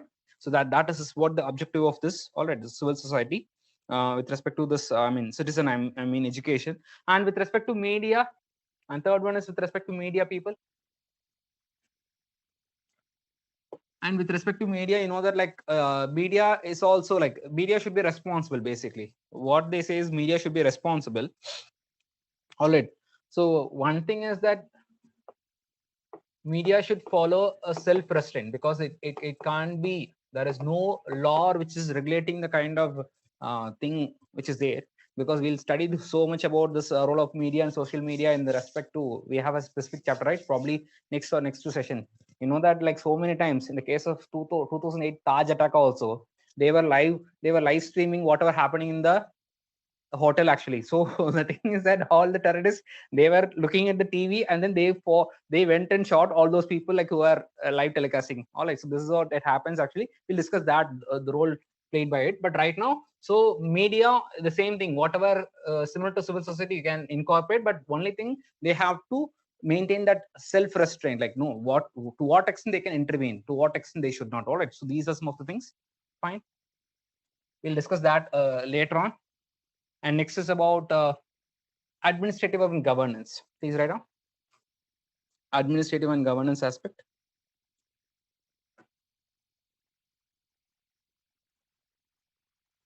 All right. So administrative and governance aspect, like first of all, if the government provides, if the government includes the state and the central government, union and the state government, if the basic government, if they provide the basic necessities, all right. So first of all, everyone should be supplied with the basic essentials at the same time. So basically, a corrupt-free, good governance will make all clear. All right, is it not? So by providing them the basic essential amenities, you see a lot of fund is kind of given actually, but it doesn't go and reach out the last of the people, last mile. Even the case of Jammu and Kashmir, also one of the justification given by the government for revocation is that it doesn't go to the last end, actually last mile person actually, or the not just last mile connectivity. I'm speaking about to the last of the person's beneficiary, but it is in fact like kind of misused by the intermediate politicians. Whatever the fund which is kind of sent actually, which is kind of allocated to Jammu and Kashmir, it is kind of like utilized only by the few politicians. That is what the justification, right? So we have to ensure a proper good governance, a corrupt-free governance, and at the same time, the government also should respect rule of law. No, rule of law means giving preference to one people. Like no, India, we have a rule of law that like if you are rich enough, if you are powerful enough, if you are a politician, you can do whatever you want and you can get it, right? And you know, like I would like to say the case of all right, fine. Very nice comments, I'm getting it, but I can't share it here. Okay, fine, let it be. This what, like in the case of rule of law, I'm saying that, like, you know, the case of Salman Khan, right? Salman Khan, he got convicted because of this hit and run case. He never went to jail even for 1 hour. Even before going to jail, he got released the very same day. Understand? So that is what, like, you see, that is what, like, India, we have that conception. Okay, if you have money, if you are powerful, you can do whatever you want. So that should be kind of done away with, actually. So the state should respect the rule of law. So, and when I say that rule of law, like, first of all, like, state as much as possible should avoid the extrajudicial killings. It should avoid extrajudicial killings. Like, example, I'm speaking about encounters. I'm speaking about encounters. So as much as possible, they should kind of bring down that. Understand? So these are part of governance. You can say that, like, they should ensure like everything should go by law, so that like the people have faith in that, the governance and in the law. And one more aspect of administration, like I can say, like whatever we have studied in the case of Naxalism, right? So the surrender policy, rehabilitation, the surrender policy of ex separatist, all right, their rehabilitation. So these things you focus, all right. So these are things, rehabilitation, resettlement of these people. So please focus on these things, whatever you have studied previously. Fine. This is what. Fine. I guess we have covered the maximum of things. All right. So you always ensure that, like, so one thing, like I said, society means like you can write keywords like, see, yesterday, like yesterday we celebrated, like most of celebrated the Women's Day, right? But Women's Day, like I did come across a video of one Palki Sharma Upadhyay. Like she's the kind of she's running a program called Gravitas in Beyond channel. She mentioned, like there was a 10-minute video. If you have time, like go and watch it. Actually, she mentioned that like what women needs is not flowers but rights. Not flowers, but to empower. Not flower, but empower. To give rights, provide rights. Because like there's no point in celebrating. Okay, Happy Women's Day. All right, and so celebrating or giving a flowers, that is what not required actually. So similarly, what, like here it is also. So don't always expect the government to do good thing for us. We should ask it, like, so it's basically what ultimately can say, it's about harmony, but not hatred. So this is what the underlying thing is. So as much as possible, this is what you're supposed to do as a responsible citizen. All right, so try to spread the harmony but not the hatred. Fine. So this is what about the things. So all these aspects, and you can include security also. Security means what, like what we have studied in the case of Naxalism and things, right? So multimodal, like for instance in the western borders, we have studied in border management, we have studied in the Naxals also. Those security aspects also you can add it. Fine. So that is what, so we have comprehensively done. So the most important factor, the kind of you can say the unique factor is the civil society, role of civil society, the role of citizens here, and the role of media here, as well as the institutional mechanisms and other things. Fine. Yeah, fine. Okay, fine. So let's say like, okay, people like, fine, understood. Can we go for other things? And lastly, don't forget to mention about the international measures also, people, like international conventions. A lot of conventions are there. Maybe like you just follow that, like what are the conventions, follow FATF, follow the international conventions, follow the comprehensive convention on international terrorism, how it's going on. So every time there is to be along the G20 lines, there used to be that. And in, mostly in, maybe in social media, we'll discuss a few more terrorism related things also. Fine. So don't miss the international conventions related to terrorism. Fine. Okay, people, can we go ahead with the next topic? Can we? Any other doubts you have? Any other doubts? I hope I have covered extensively, exhaustively.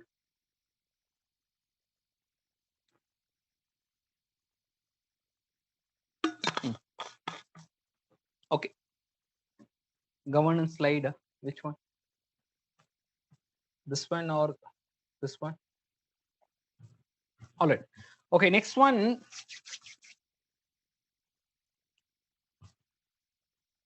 Previous slide. Whether the 2019 amendment is for UAPA or NIA, both. It is related to UAPA. Most of this, I said about the inclusion of terrorists, right? Inclusion of terrorists as an individual designation, right? So that is about UAPA, and giving powers to NIA. It is under NIA. So both things only. It was amendment to both UAPA as well as NIA. All right, fine. Okay, next one. So next topic is so linked with terrorism only. So we have completed terrorism. So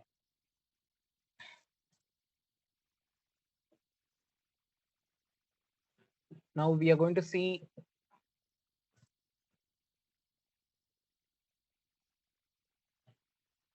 the other part of other thing related to terrorism. So even though Ladakhis and Dogras are recruited in huge numbers in our army, why there is a less number of Kashmiris in our army and other forces? No, it's not like that. Like, no, you see the examples. And people, first of all, like, no, we don't have that. Like, maybe next class you, okay, maybe even before starting, like, I'll tell you. I guess like I have not.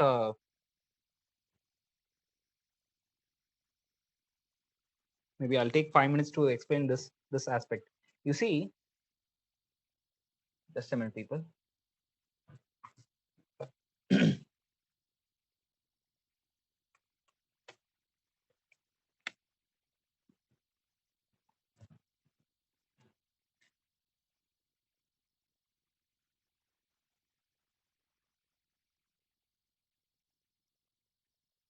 No, can you tell these people online? People online, you can tell the answers for these people. Who is he? No need introduction, no price for guessing. Osama bin Laden. Fine. Okay. No, everyone knows that. I don't think so. Anyone who doesn't know that. But the interesting thing I'm asking you, like, how come you know that? How come you know that? How come you know this person? Media. So media means what? Newspapers. I guess you started reading newspapers only a couple of months back. So once you started preparation for UPSC. All right, is it not? Through news channel. That is what Chandramohan. When did he started? Like, no, I don't think so. You started it way back in 2000. He's responsible for the Mumbai attack. No, he's responsible for something which happened in where 2001 9/11 attack. Like, how come? Okay, newspapers speak. Okay, fine, let it be. Now, who is this person? Now people don't use reverse Google search image and all. Okay, movies portray him. Okay, Afzal Guru, good. But I think most of you, maybe 5 to 10% know about Afzal Guru. Afzal Guru is whom actually? Afzal Guru is the person who is responsible for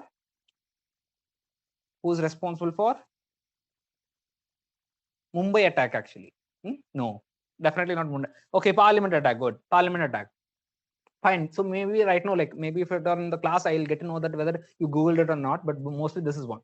Okay, how come you know Afzal Guru? Definitely, like most of you would have not known it, but still, like since you're offline, online, I cannot actually. Okay. Okay, how come you know Ajmal Kasab again Mumbai attack? This person.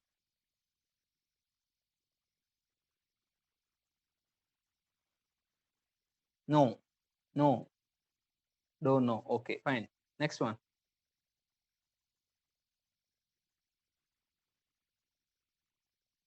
People from Kerala, they can know. Sandeep Unnikrishnan, okay. As expected, people from Kerala, they got it right. Now people from Karnataka, anyone?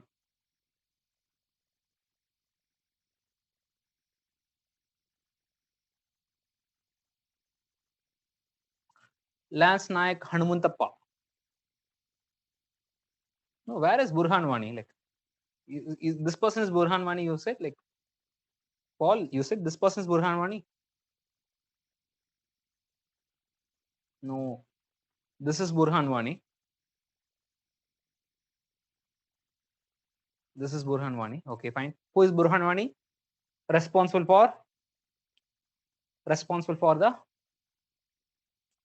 maybe a lot of instances, like he's a commander of Hizbul Mujahideen. Fine. This one, this person. Anyone?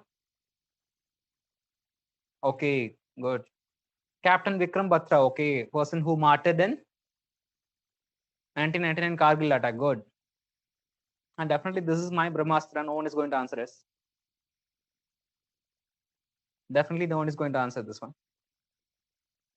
Why? Because this is Kamlesh Kumari, a constable only, a normal constable. The thing is that, like, so people know about Afzal Guru, who is mastermind behind the attack of Parliament, but you will always forget the people who sacrificed the life of protecting the people of India. So this is a common mentality.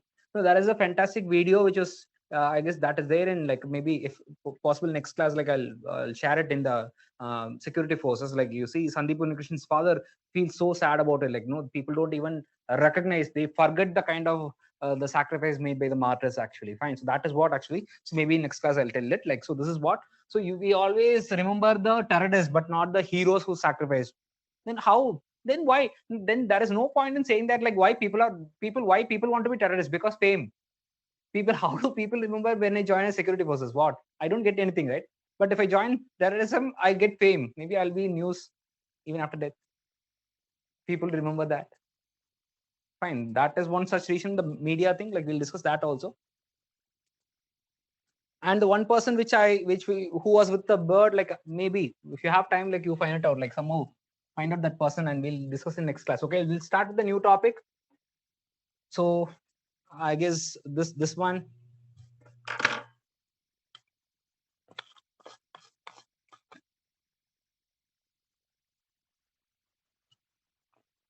So what is the relevance, what is the relevance of this one? Godfather movie, organized crime, basically. So now, like, we have seen, the topic is linkages between terrorism and organized crime. So right now we are going to see what is organized crime. All right. So what is organized crime? We'll start with it. So first of all, these are some of the examples of organized crime. These are some of the examples of organized crime. These are some of the examples of organized crime. Please write it down.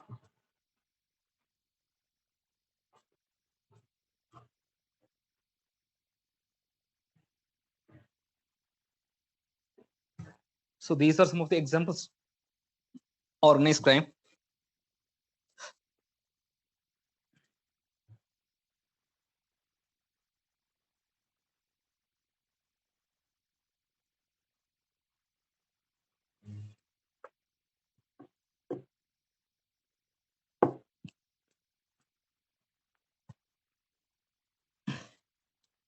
Drug trafficking, human trafficking, smuggling, money laundering, terrorism is also considered to be an organized crime.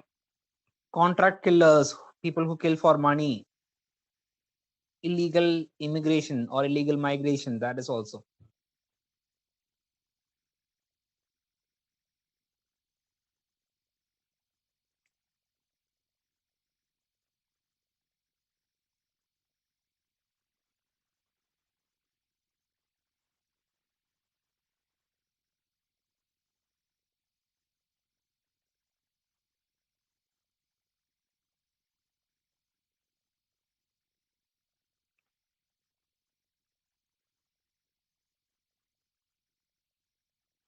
Completed people? It's fine. So these are the organized crimes. So right now we're going to define what is organized crime.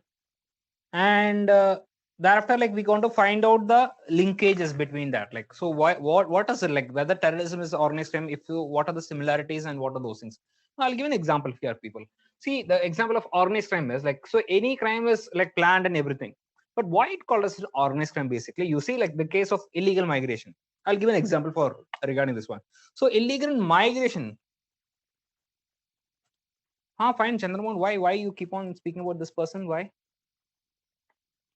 I never showed his picture. No, Colonel Chavang Mitchell is fine, but why you? What is the relevance actually? See, in the case of organized crimes, I said like the best example of illegal immigration. So illegal immigration. Look at. See, there are so many people. Forget about illegal migration, which happens between India and Bangladesh. There are a lot of movies also there, like wherein you see, if at all I want to work in USA, or maybe if at all I'm unskilled, mostly I want to go to say Gulf countries. Now there will be an agent who says that no need visa, no need passport, nothing. Give money, I'll take you. Is it not? This is what happens.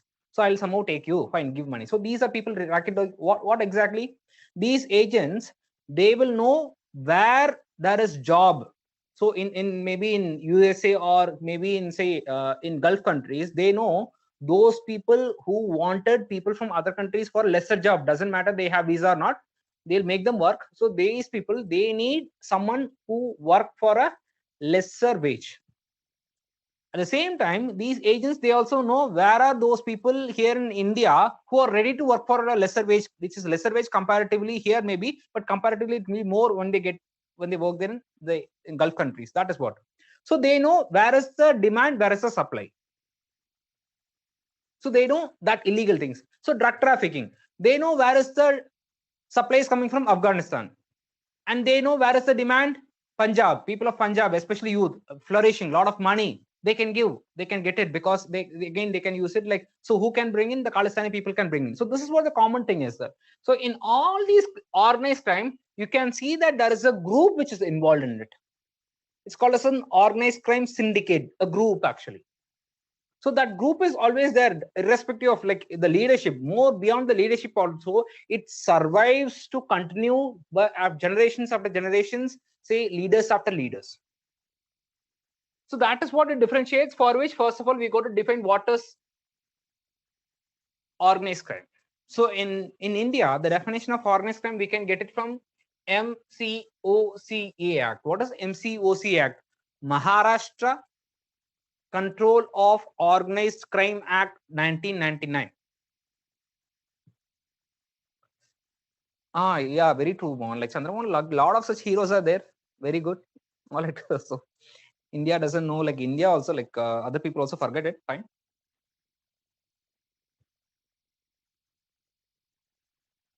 No, not Mohit Sharma. Actually, that is the picture I said. No, the picture that is of one person called Aurangzeb. Find out now who is Aurangzeb. That picture is okay. MCOC stands for what? Maharashtra Control of Organized Crime Act. Maharashtra Control of Organized Crime Act, MCOC.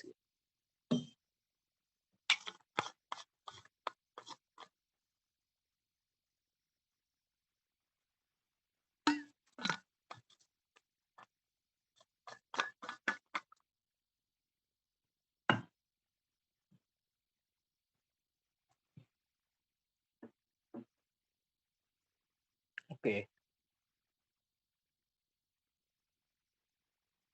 Okay. Thanks for the information, Chandramohan. Let's see to it.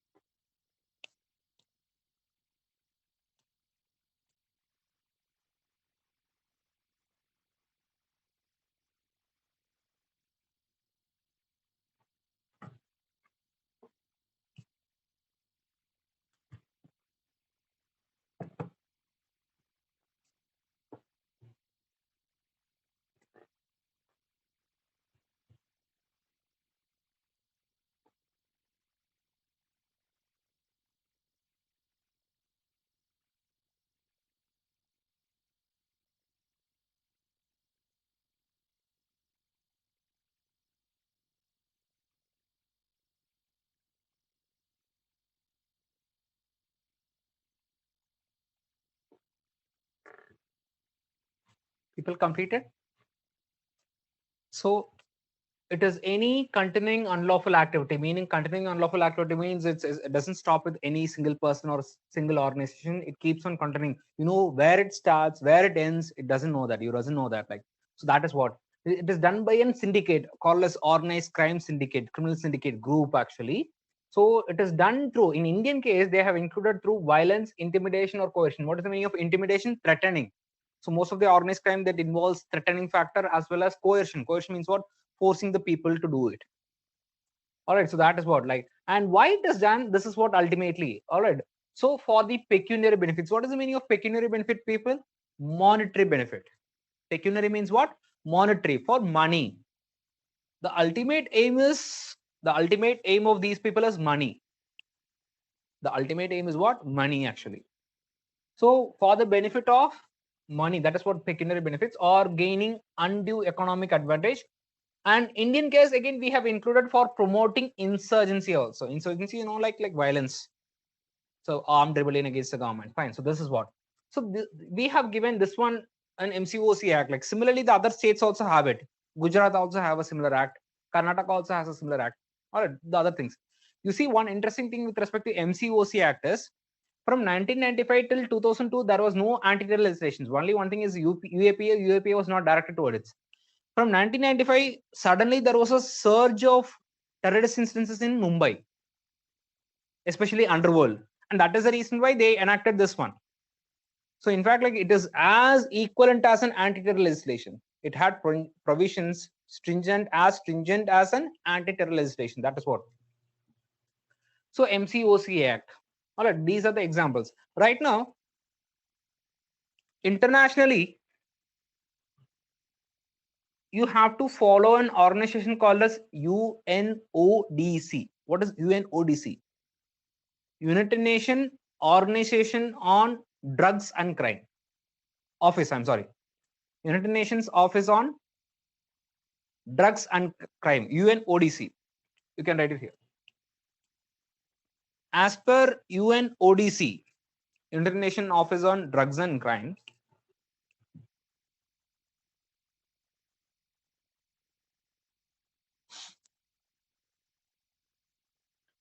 as per United Nations Office on Drugs and Crime, please write down. So these are some of the things which are called as, these are some of the things which are known as what? The emerging crimes. So the one which I mentioned are the traditional organized crimes, but these are the emerging crimes. Write down, these are the emerging crimes.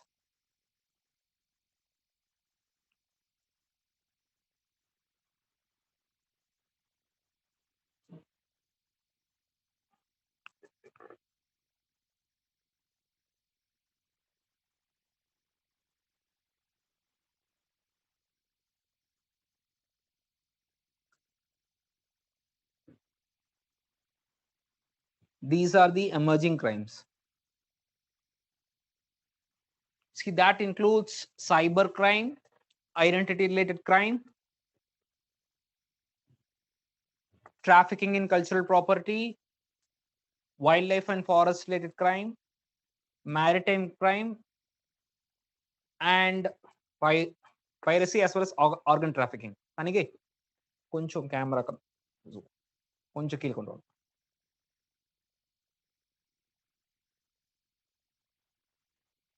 Light zoom out பண்ணுங்க.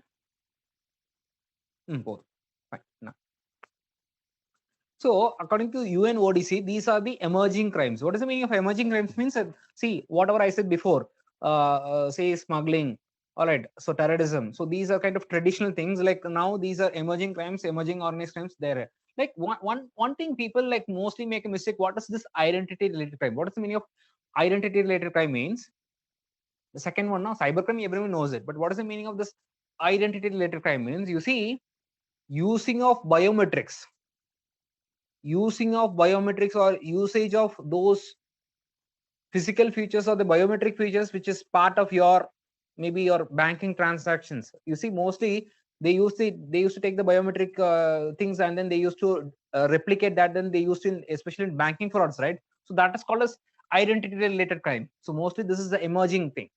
So using your identity, using your biometric or other things, so as to involve in the crime, mostly in the banking sector, smuggling, banking sector, banking frauds. This is one thing. What is the meaning of trafficking in cultural property? The idol theft. Idol theft, you know that especially cases in how the temples in especially in South India, like the kind of idols have been theft and then they are sold in Australia and other things also. And similarly, you can take the case of Syria also. Syria, you see a lot of antique properties. They were taken. That was one of the important source of income for IS. IS, like you see in Damascus and all, near to that, like they used to like they used to kind of sell those antique products. In that also, you don't find so often the one which is kind of illegally taken. They don't put it in online. Either they put in something called as deep web. Deep web means like we'll discuss that concept of deep web in cyber security. So normally they'll find out to those persons who still demand it actually. All right, that is what trafficking in cultural property. Next is wildlife and forest related crime. And India, you know that like there is a lot of demand, especially the one-horned rhinos, or the kind of some species of snakes. All right, some species of varieties of frogs, snakes, anything like, so it has medicinal value, and that is the reason why like it's kind of taken away. So that is one thing. And maritime crime and piracy. So you see, as more and more things becomes endangered, so it becomes more demand. That is with respect to wildlife and forest. And next is maritime crime and piracy, like so that is the Somali pirates. Again, they're kind of more organized. I'll suggest a good movie. There is a movie called Captain Phillips. There is an English movie called Captain Phillips. Do watch it. It's a movie on like the piracy. You'll enjoy that movie related to that. And next is about organ trafficking. Organ trafficking is also organ racketeering, especially kidney related stuffs. All right. So there is a lot of demand for that. Like, so that is what related to organ trafficking. Fine. So today what we have seen is organized crime. So tomorrow, next class we'll discuss about the linkages. Like I'll just maybe give a brief about one example, drug trafficking, how to study, and thereafter like we'll study the linkages, and we'll start next class security forces. Next class we'll discuss about the most interesting aspect, AFSPA. Again, so again in AFSPA I'll get a lot of comments, like whenever I speak about AFSPA for and against, like I'll get a lot of comments. Sir, why you speaking like this one? All right, so that's what, like, but I'll try to maintain the neutrality as much as possible. So that fine. So we'll recap whatever we have done today. So today so today we have started with terrorism. So terrorism, I said, like we given the definition of terrorism: hot pursuit, what is it, surgical strike and all. And thereafter, like we've started with the counter-terrorism measures. And even before that, like we have seen the terrorist outfits in India. As far as the terrorist outfits, you have to refer to Section 35 of the Unlawful Activities Prevention Act. So it was basically in 1967 Act.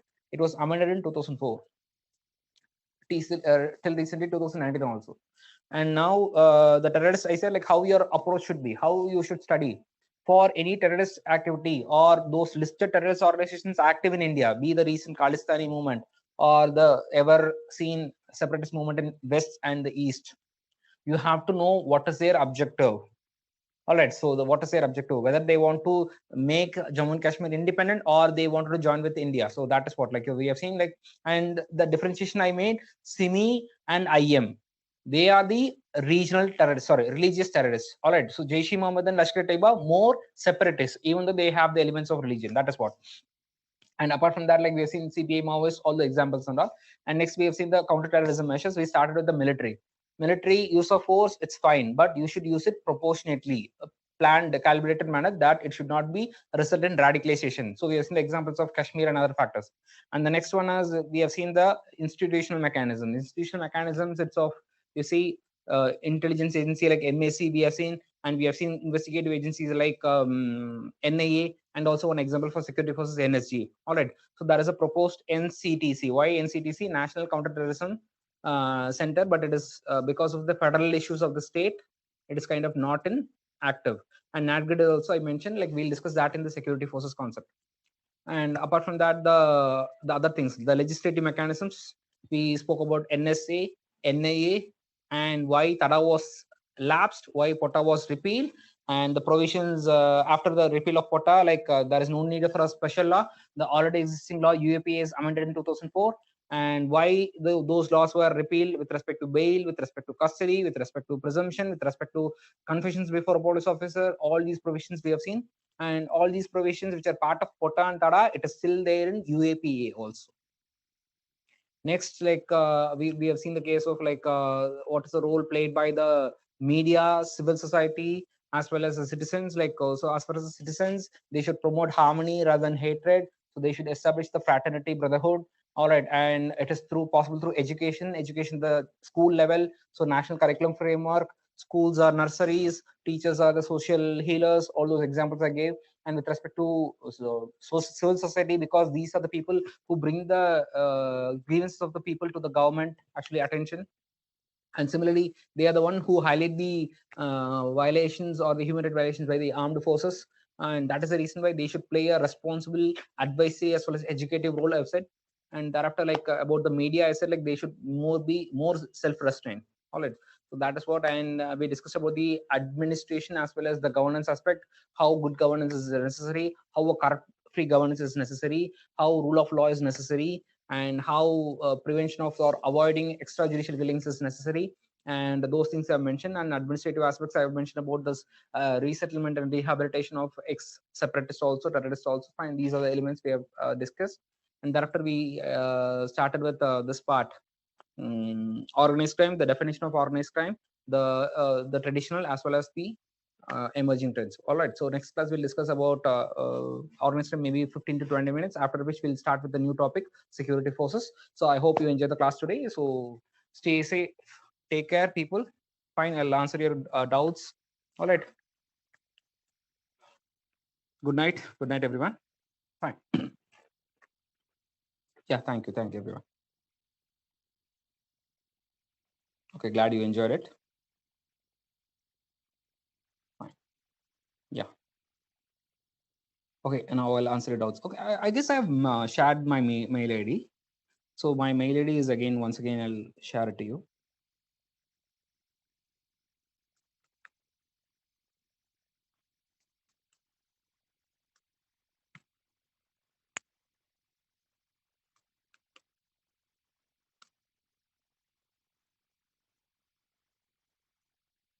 So when you mention international measures to counter terrorism, they are UN measures and FATF measures. That's what that's what people UN measures and FATF measures only. Definitely, that's what.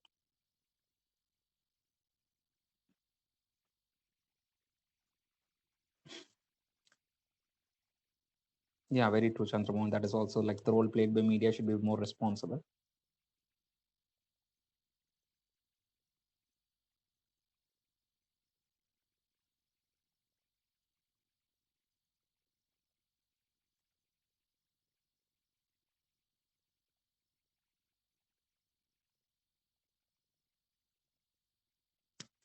See, treaties, no. So what exactly I said about treaties means, um, I said there are a lot of treaties. Like, so there is a treaty related to hijacking. Hijacking means like you see like plane hijacking, no example. In international level, there is no comprehensive definition of terrorism. I said like India proposed one, but there is, because of lack of consensus, there isn't any. So internationally, you have a lot of conventions, mean agreements. So one is related to hijacking, one is related to piracy, maritime, one is related to suppression of terrorist bombings, one is related to say nuclear terrorism. So you have specific things. Now, whatever the definition which is given under the UAP Act, apart from it, whatever the definitions given under those treaties, that is also included in UAPA. Understand? So apart from the definition which is given in section 15, it includes those definitions given under the international treaties also. So previously, they have included 7 treaties. Right now, they have included 2 other treaties. So after going home, and then you can see that like, okay, maybe I'll share it if possible next maybe like when I start sharing next month, like you just remind me, I'll share those things, or else you can go and search it like online, like so treaties with respect to UAP amendment, they were added like 2 things. That is what. Right.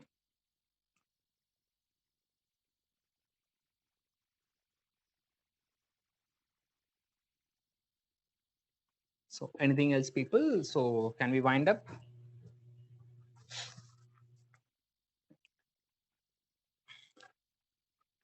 So is there any explicit organization for terrorism? Like, I'm sorry, organization. Huh? I'm not getting it. Please, please. Can you rephrase it? Like, organization for terrorism means like what? What you're saying that? For what? Like, so as to prevent terrorism or what? Like, you are asking for what? So as to prevent terrorism or for count? No. There is not a kind of a specific dedicated. So UN, so that UNODC I said no. UNODC is the one. United Nations Office on Drugs and Crime is the one like which looks after that. So it is only UNODC.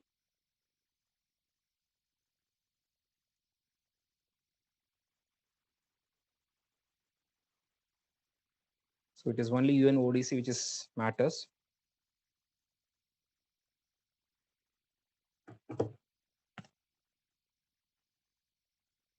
Okay. Okay, people, fine. So we'll wind up. Okay, good night, people. Take care, everyone.